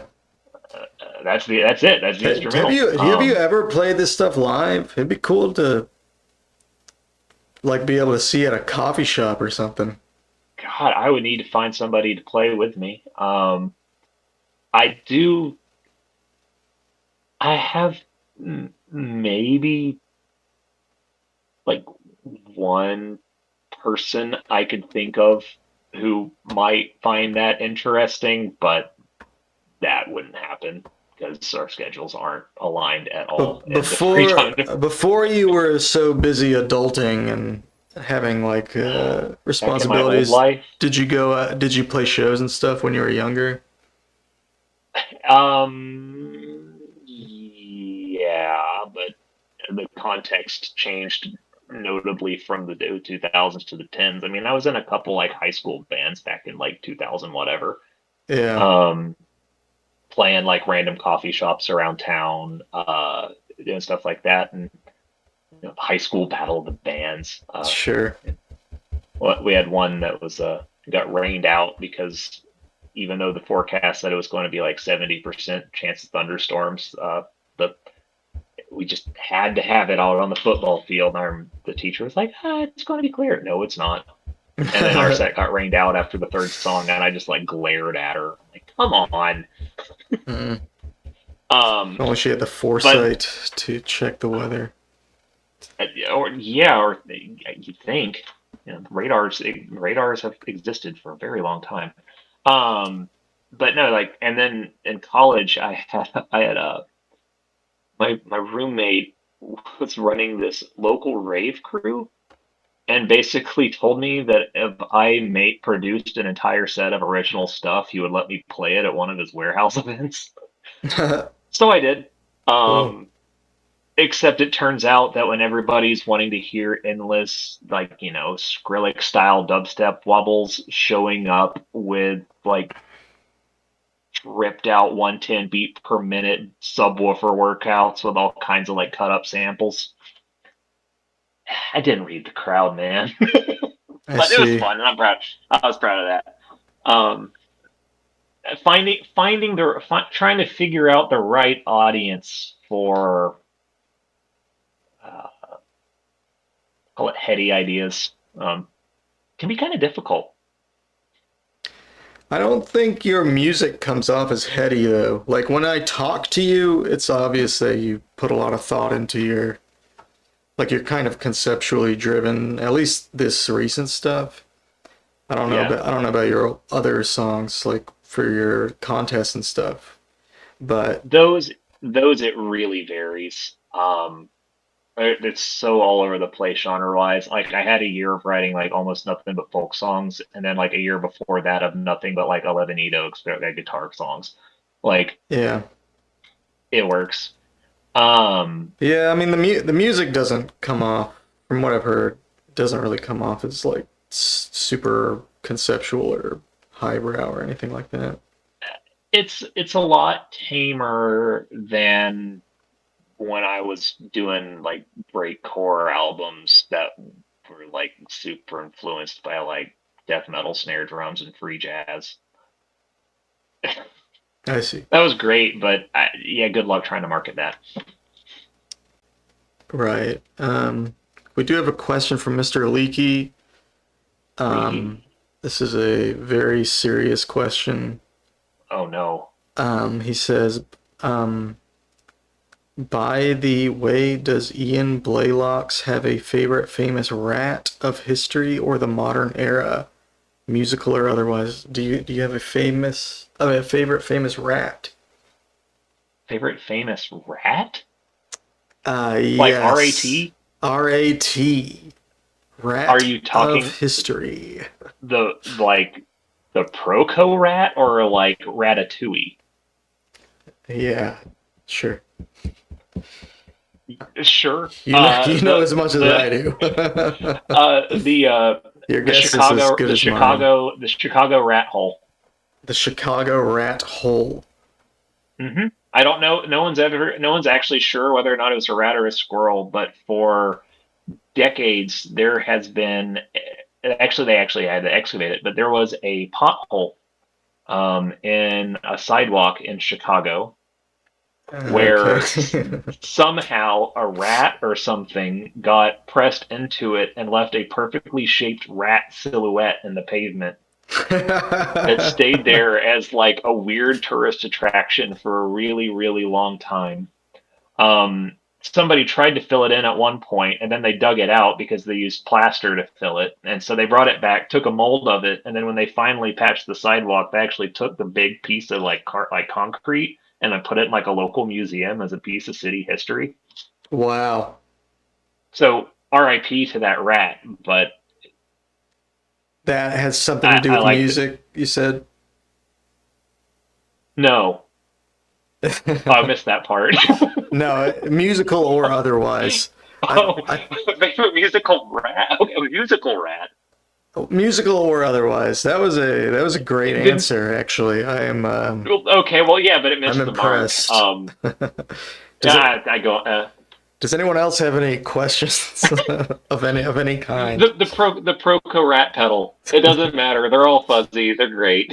If you want a musical answer, I'll go with a guitar pedal. But if you want just a rat, I'll give you The that rat. Proco rat pedal. All right, very Yeah, nice. yeah, classic. Got it. All right. Well, cool. Well, hey, Ian. Thanks for coming on, man. Um, No problem. Glad you could have me. yeah, absolutely. What are you about to get into? You about to pass out? I have been up since 5:30. I see. My Yeah. eyes are probably getting droopier and droopier as this goes on. Right. Right. Well, cool, man. Thanks again. So, And yeah, you're welcome back anytime if you want to promote some other stuff or whatever. so I'll But probably I might hit you up again once this project gets a little bit closer to finished, as opposed to explaining a big conceptual theory about Monzo vectors. yeah, no, that was interesting. The comma traversal thing that kind of that's never made sense to me, but what I saw earlier, the way you're looking at it, was very illuminating. I tried to figure out a way that worked, and that's the best I could come up with. And honestly, it turned out pretty well. But yeah, I just feel coming like up with the you could just like loop back to where you start, like regardless of how you approach. You know what I mean? Like you could just do some yeah. chords and then just go back to where you start. But You also don't have to loop. You could put in very slow comma pumps over a long period of time. There's a lot of do those. you find though when you do a comma traversal that you get like it's a smooth like path or something like that? I don't know. The the lower the primes, the smoother, but it always ends up working out. Really, it's figuring out ways to put to work in the higher primes into the modulation without I mean, it always works, but it's just trying to figure out a way to make that like overtonal melody always able to fit. If you can keep the rhythm and the melody coherent, the rest of the song, you can do whatever. I mean, I look at it how Yeah. like like you can have a general sketch of a melody line, and you hear like jazz people go out there and reharmonize it, completely swap out different chords, just throw in an accidental just to like teleport it somewhere else, and then have everybody else catch up. I mean, it's figure half the fun is just play with the notes, see what they'll do. If you're saying you just try to keep the melody intelligible. Yeah, Yeah. yeah. If you keep the melody and if you keep the melody and rhythm intelligible, you can go as wild with the harmony as you want. I see, yeah. So, because I guess I don't know the uh, the ear likes catchy, and if you throw in something you can hum, it really goes a long way. Right, right, right. Cool. So, I did not play you the part that was like random, like higher partial arpeggios going nuts, but Oh, I see. that would Did take you want to forever. play that before you go or not? No. Okay. No, not yet. I'm still working on it. Got it, got it. All right, Ian. Well, I think I'm gonna cut you loose, but yeah, thanks All again, right. man. Have a good Good rest of your night. night. Later. Thanks for having me. All right, bye. You got it. All right. So that was Ian Blaylock, also known as Phlub, Phlub, and I linked to his to some of his stuff. Crazy clock time. You want me to do the ear trainer right now? Um, but yeah, in 2 weeks, I'll be chatting with Squib, who is a microtonal theorist, plays cello, I think, and anyway, it's just somebody reached out, wants to come on, and talk about microtones. So yeah, I haven't been streaming much lately, because I've been wrapping up this album, and it's what am I trying to say? I'm not going to be streaming as much until the album is done.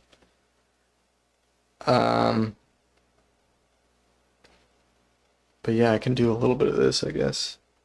But yeah, that's it for the interview. So if you're here for the interview, that was Ian Blaylock.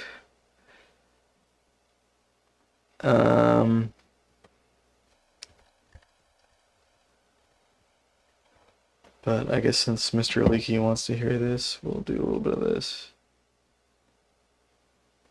And I'll play a little bit of Lumitone.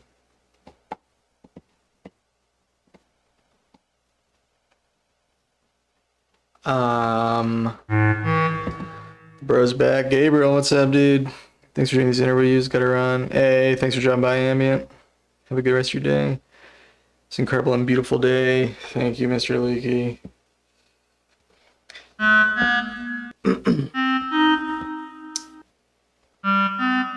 Man, I did this yesterday and my ear's already trash.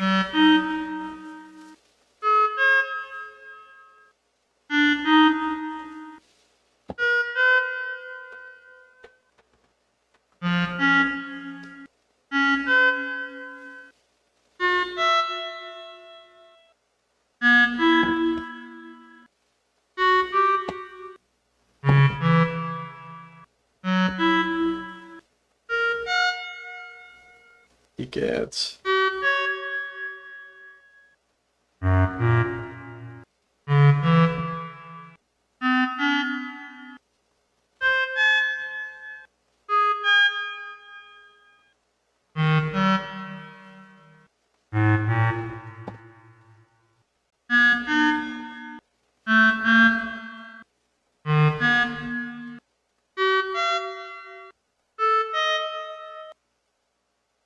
That was so bad. It's dangerous to overexpose yourself upon such regular eods. I've still been playing Lumitone and stuff.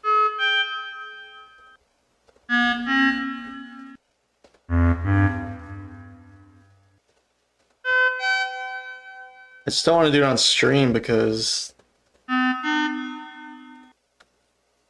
I try to get the mixing and stuff done first, and by the time I'm done, it's like super late.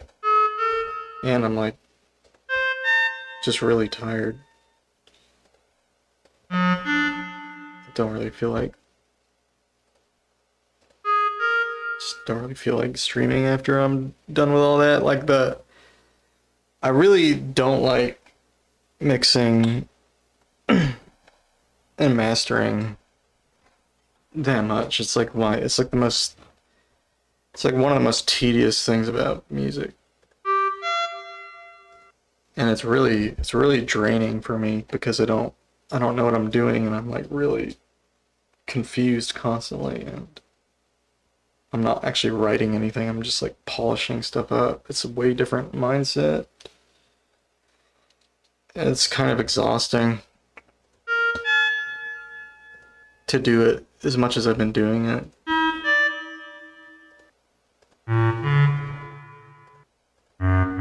Because before I was just doing like an hour a day. Sometimes 2 hours. Now I'm doing like, I don't know, it's like pretty much all I've been doing.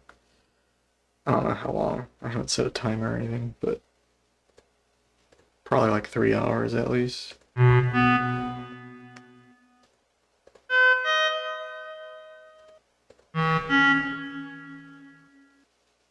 If I start the album over using crazy eods, it'll go faster? No. I'm not doing that.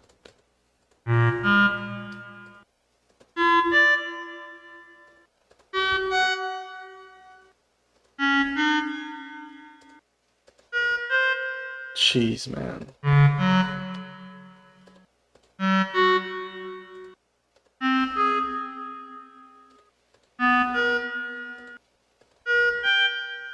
Holy shit. God, just when I was starting to feel like I was getting okay at this. Holy shit, dude. When I actually do get back into the regular streaming, this is gonna destroy my fucking everything. Like, I fucking hate this, man. This is gonna be the worst experience of my life, getting back into this fucking shit. Fucking hate this stupid clock, man.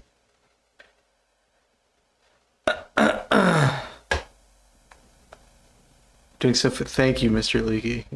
Unfortunately, that's all I can handle today of that. Alright, I'm gonna play a little Lumitone. I don't think I'm gonna stream super long tonight. I do want to, oh, hey, P-Like, what's up, dude?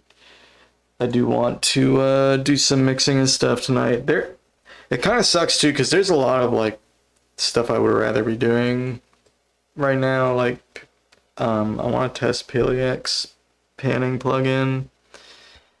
And I've been beta testing this, like, Reaper macro thing, which is really cool, and it's in a new version. There's also this new, it's like a, carpless strong, Zen timbral synth that works with pitch grid. I was messing with it for a little bit off stream, but I would like to mess with that. There's like a bunch of stuff I would like to do, but I just can't. I mean, I can, but I am so like this album is such an albatross now. It's like, it kind of reminds me of last year when I like I just had to get a Lumitone. Like it just been building up for too long, and I just like had to get a Lumitone. And I just like worked nonstop. I kind of feel similar. Like I have to finish this album. Like I just have to just do this until it's done. And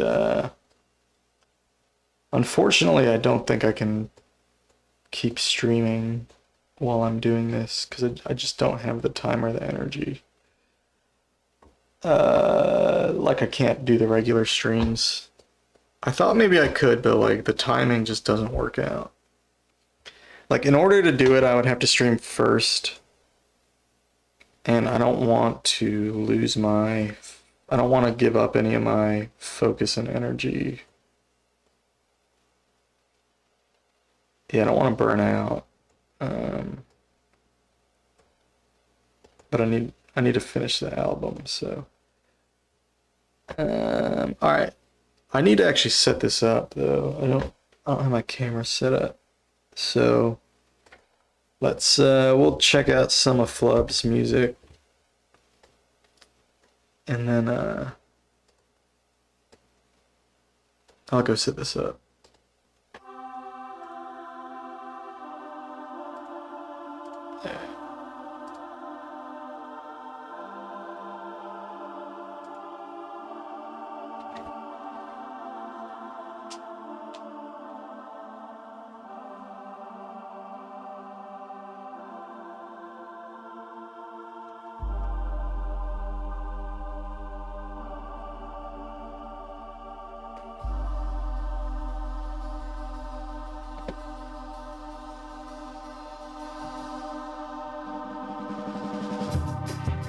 The mark of the beast was stamped upon my right hand as I wandered into Babylon on a Friday evening, after I failed in a fruitless quest to obtain the key to religious ecstasy. But upon the dance floor, the sound of the angels' trumpets, all seven, sounded out and fell into my hand. O Brugmensia, archangel of the garden, reveal to me your divine prophecy, and show me the way. I spent the night in Babylon, and I saw the swarms of Abaddon flying through the air, and I heard the wretched horsemen of Armageddon. Oh Lord, please forgive me for my sin. Taken over by the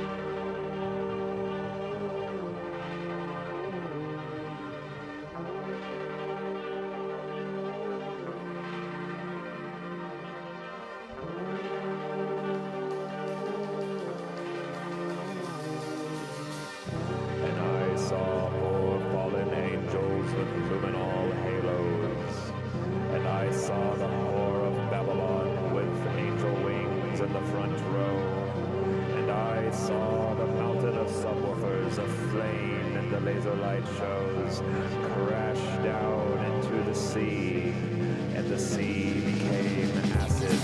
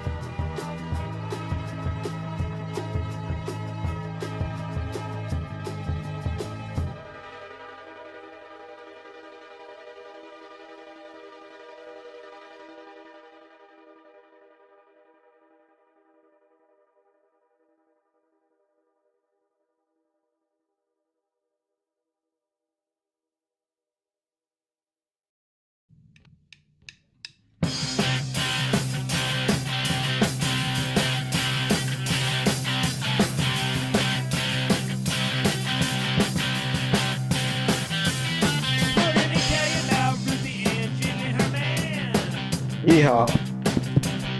Getting busy by the class in his four-door sedan. Now it's a few weeks later and she's dropping the bomb. She said, Jim, you'll be a daddy and I'll be the mom.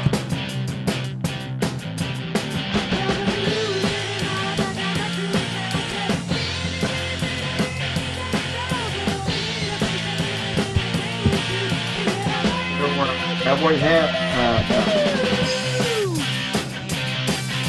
I never will.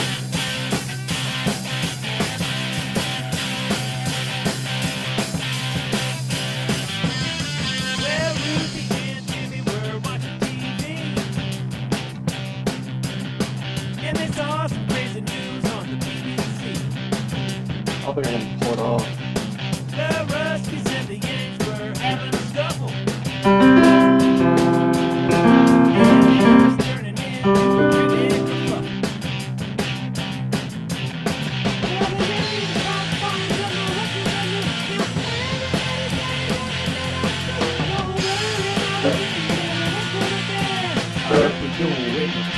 And that'd be a cool thing to have. Cool thing for my vibe. Yeah, when I come back, I'll probably just do like a whole like blow up arc. Hit the gym. Get some fresh drip. Get like a bunch of girls to come in to the stream. Just to make me look cool. I'll like act like I don't care that they're there and stuff.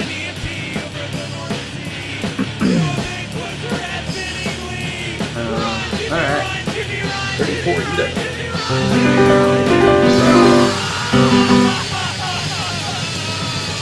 Alright, that was Ian Blaylock.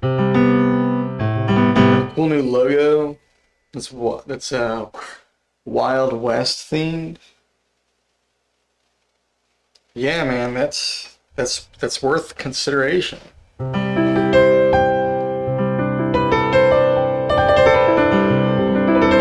have a lot of cactuses and stuff on the screen.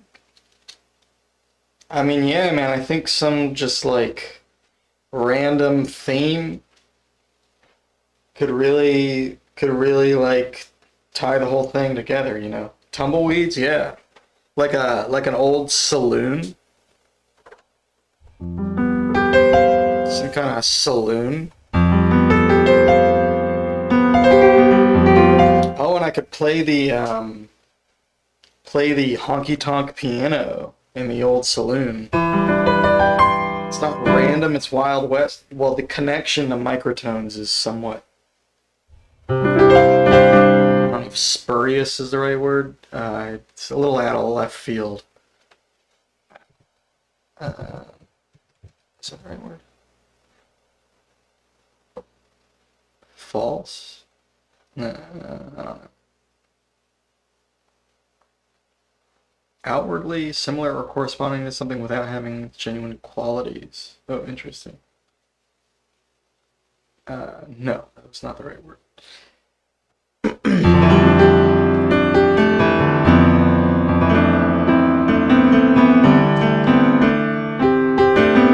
The out-of-tune piano is the point of reference. You're right. I didn't think that went through.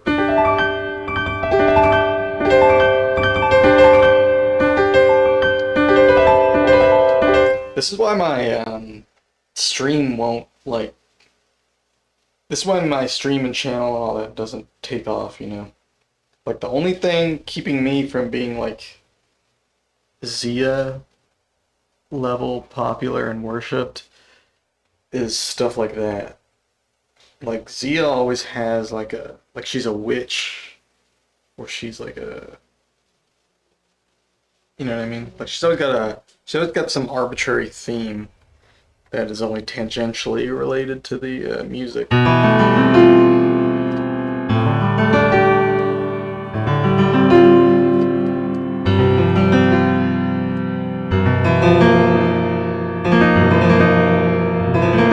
An angel dumbass, duh. Hey man, come on. All of this is an effort to be the guy playing ragtime during a bar fight. So kind of witchy, a witchy angel.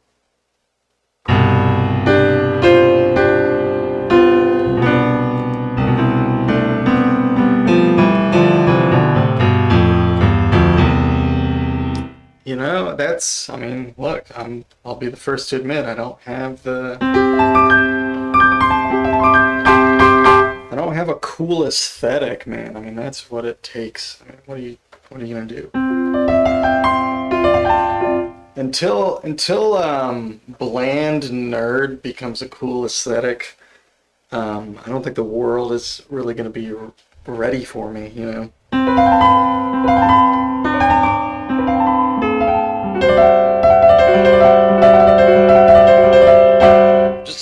I'm waiting for the tide to shift, you know. Like, one of these days, women everywhere are going to say, you know what, I need a small, underwhelming nerd, like a half man.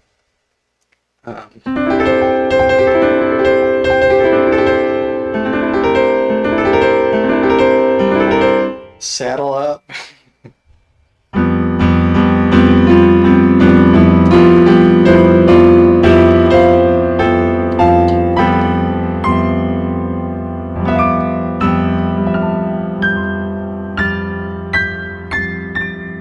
Nah, my day will come. I just gotta be myself, you know.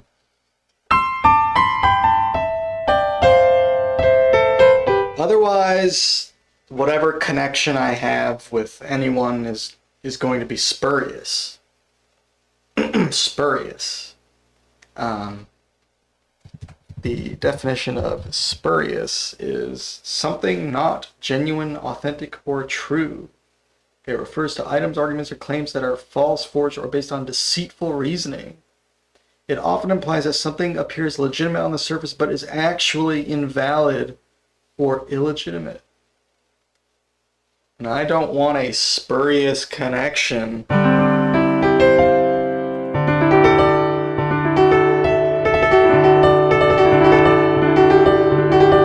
to people. Lumiton is clipping? Oh, damn. Let's see if I can fix that.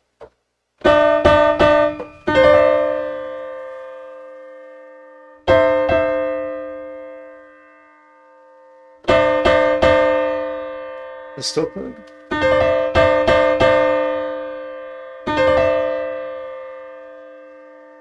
Now let me try this.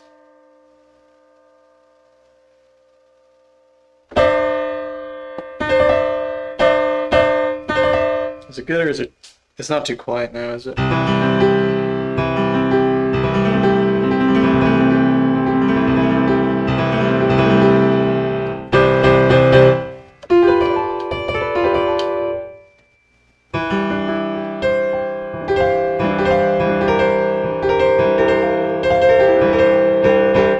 Alright, cool. Thank you.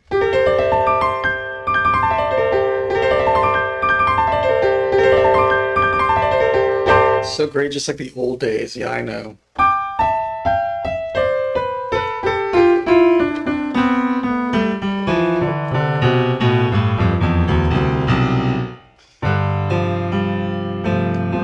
If only I had like infinite energy or like a crew to mix my shitty music for me.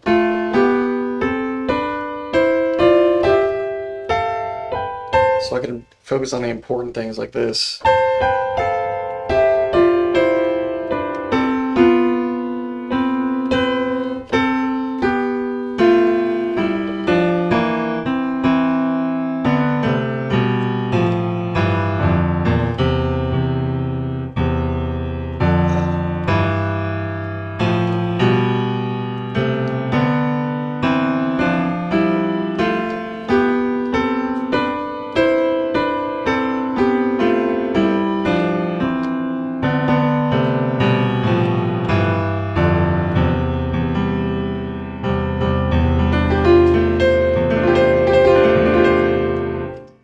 Yeah, put on my headphones.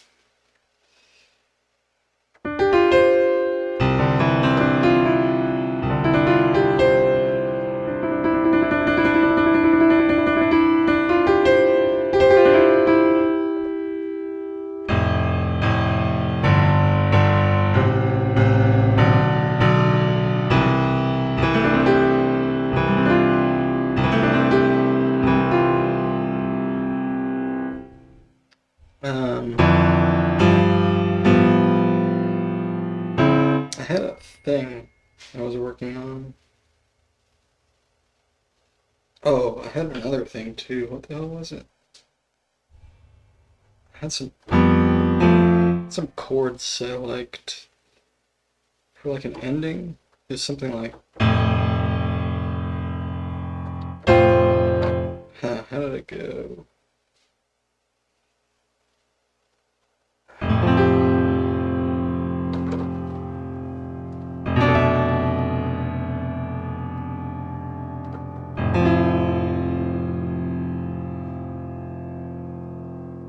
That was not it. Was it this?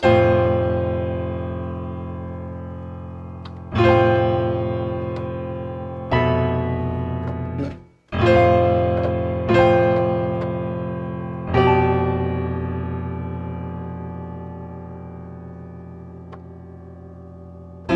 This was the end. But what was before that?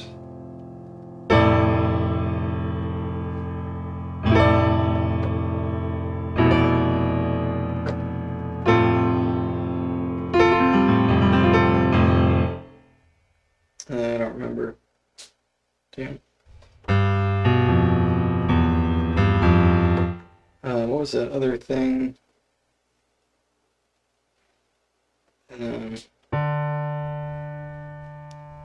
Oh, I think I remember this.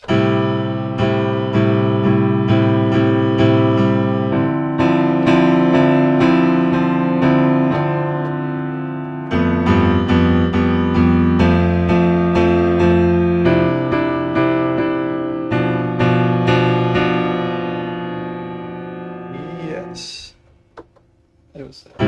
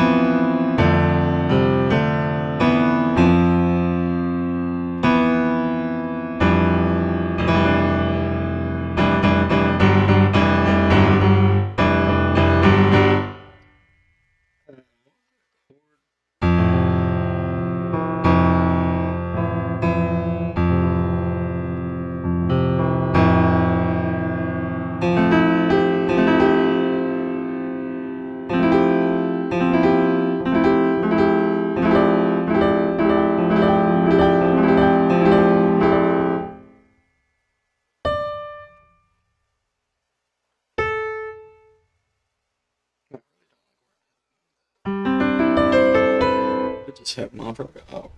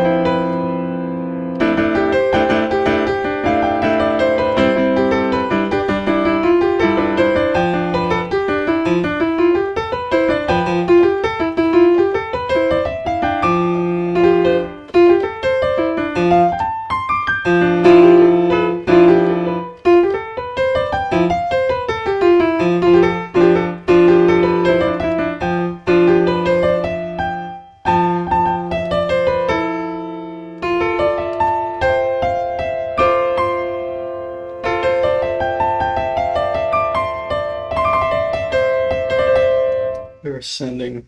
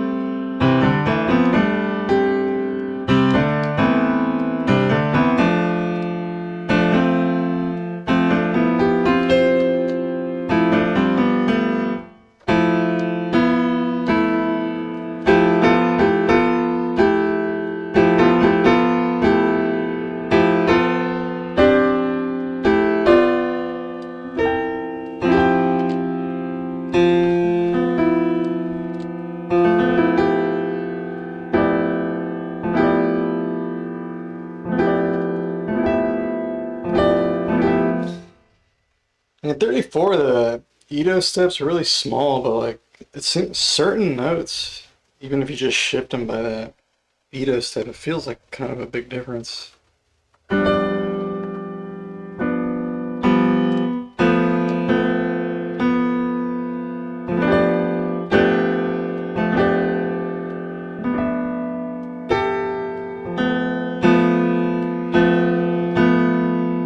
Like I'm from B to down B here.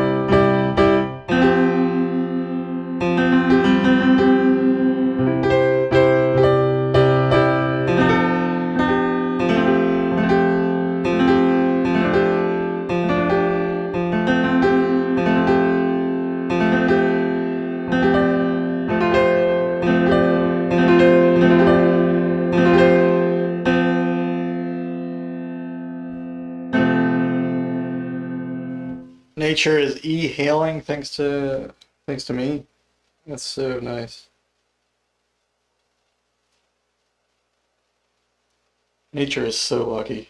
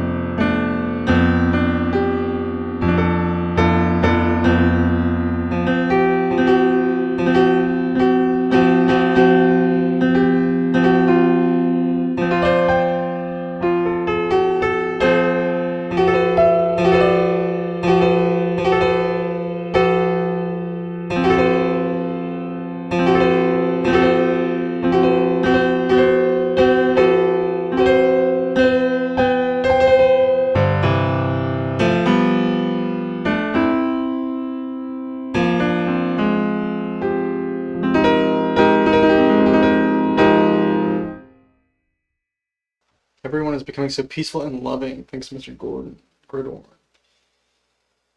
Thank you, Mr. Leaky. Thank you so much for these bizarre compliments. You know, I feel like I'm getting some I want to preface this with, I've been doing this microtonal shit for like, I think like 5 years now. I mean, I've not had a lumitone very long, but you know, I first started dicking around with this stuff like 5 years ago. And I mean, I've been doing other stuff too, but like, I still feel like I don't know what the hell I'm doing. And I'm kind of getting some ideas in like major keys, but I'm really very lost when it comes to minor keys. I have almost like avoided them, even though I write, well, I don't know about lately, but I've probably written way more like stuff in like a minor key. Maybe that's not true though, actually, because I do a lot of like Lydian.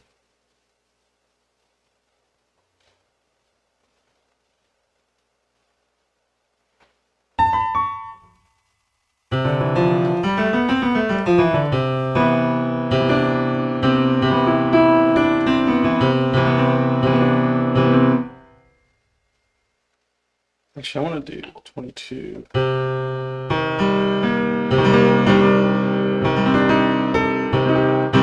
feel like I was trying to do it in 22 for a while, but I sort of just stopped. I got involved with some other stuff.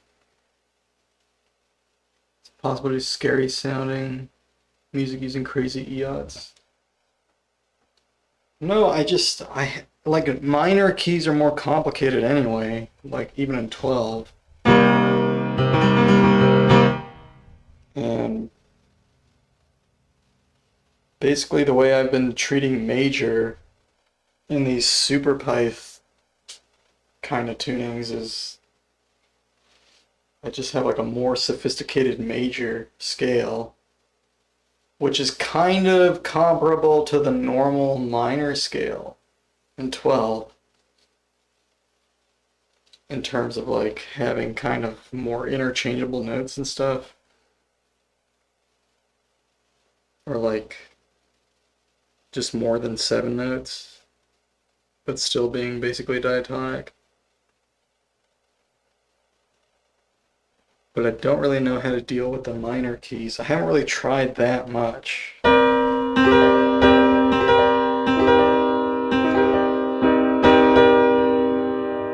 don't really know why, because I really like minor keys.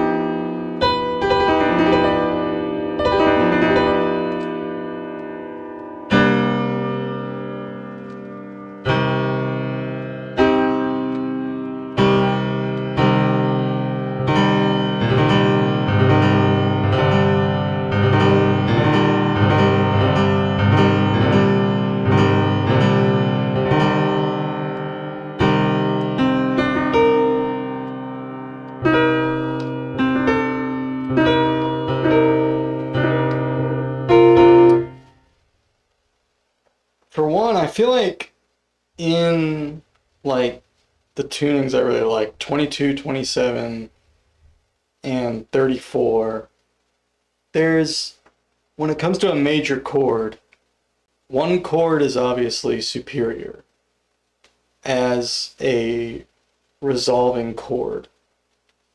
Like in 22, you have this, and you have this. And this is not as resolved as this. And it's very clear, it's just very obvious. But with the minor keys, it's like they're not as... I guess this one's a little better. But the other one's not... It doesn't feel like it needs to go somewhere the same way as like the super major does. I mean, you can use the super major as a resolving chord, but it feels more off to me. But the sub minor,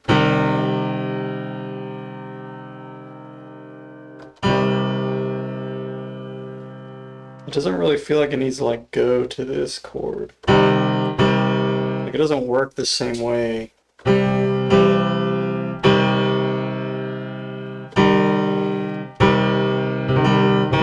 It really feels like the only difference is the mood, and it's very subtle.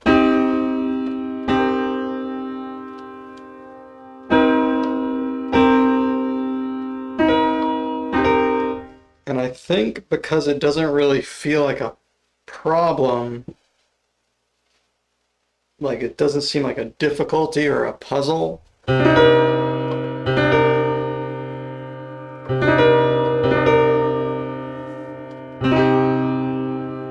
it's not as... It doesn't like bother me. I don't really feel compelled to figure it out. Whereas with the super major chords, it's always like it's always a weird thing. Like, how do you deal with them?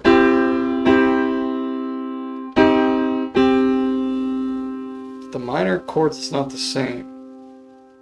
So really, it's just like, how do you write in a minor key in these kinds of tunings? I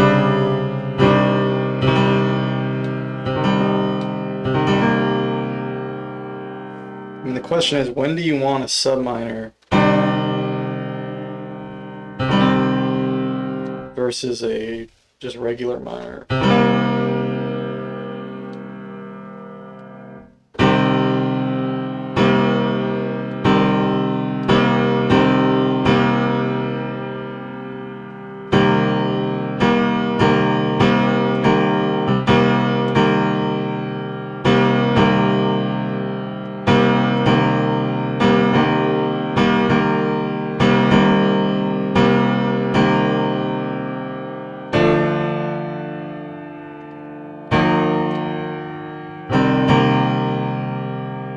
So if I'm in a major key, I want the sub minor on the 2.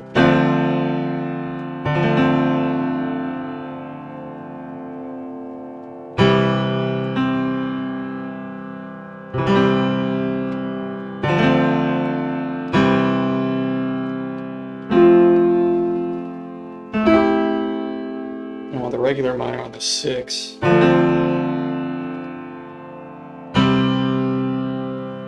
Or this crazy one.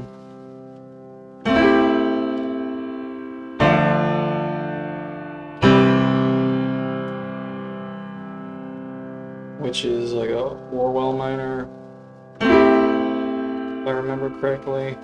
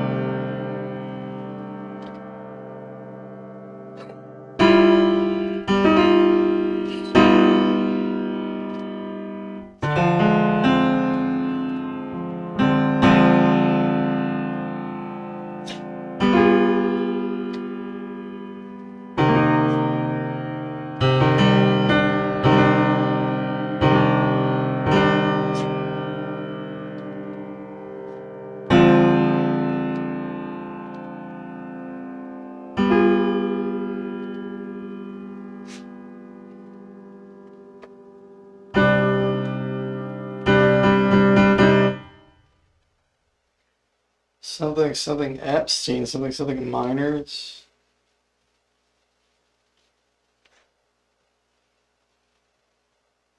No crazy odds are well suited for doing anything remotely dark or sad sounding. Is that what you mean? No, it's not what I mean. It's just I haven't.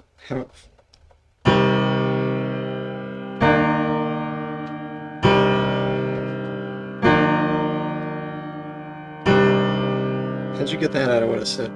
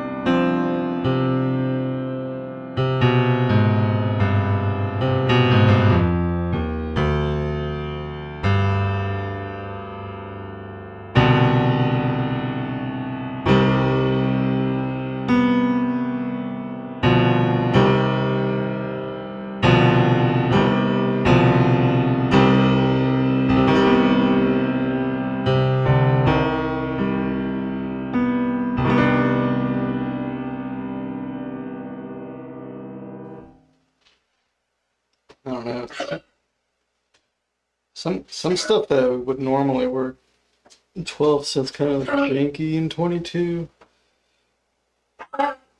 Wonder if it would sound better in 34, 31.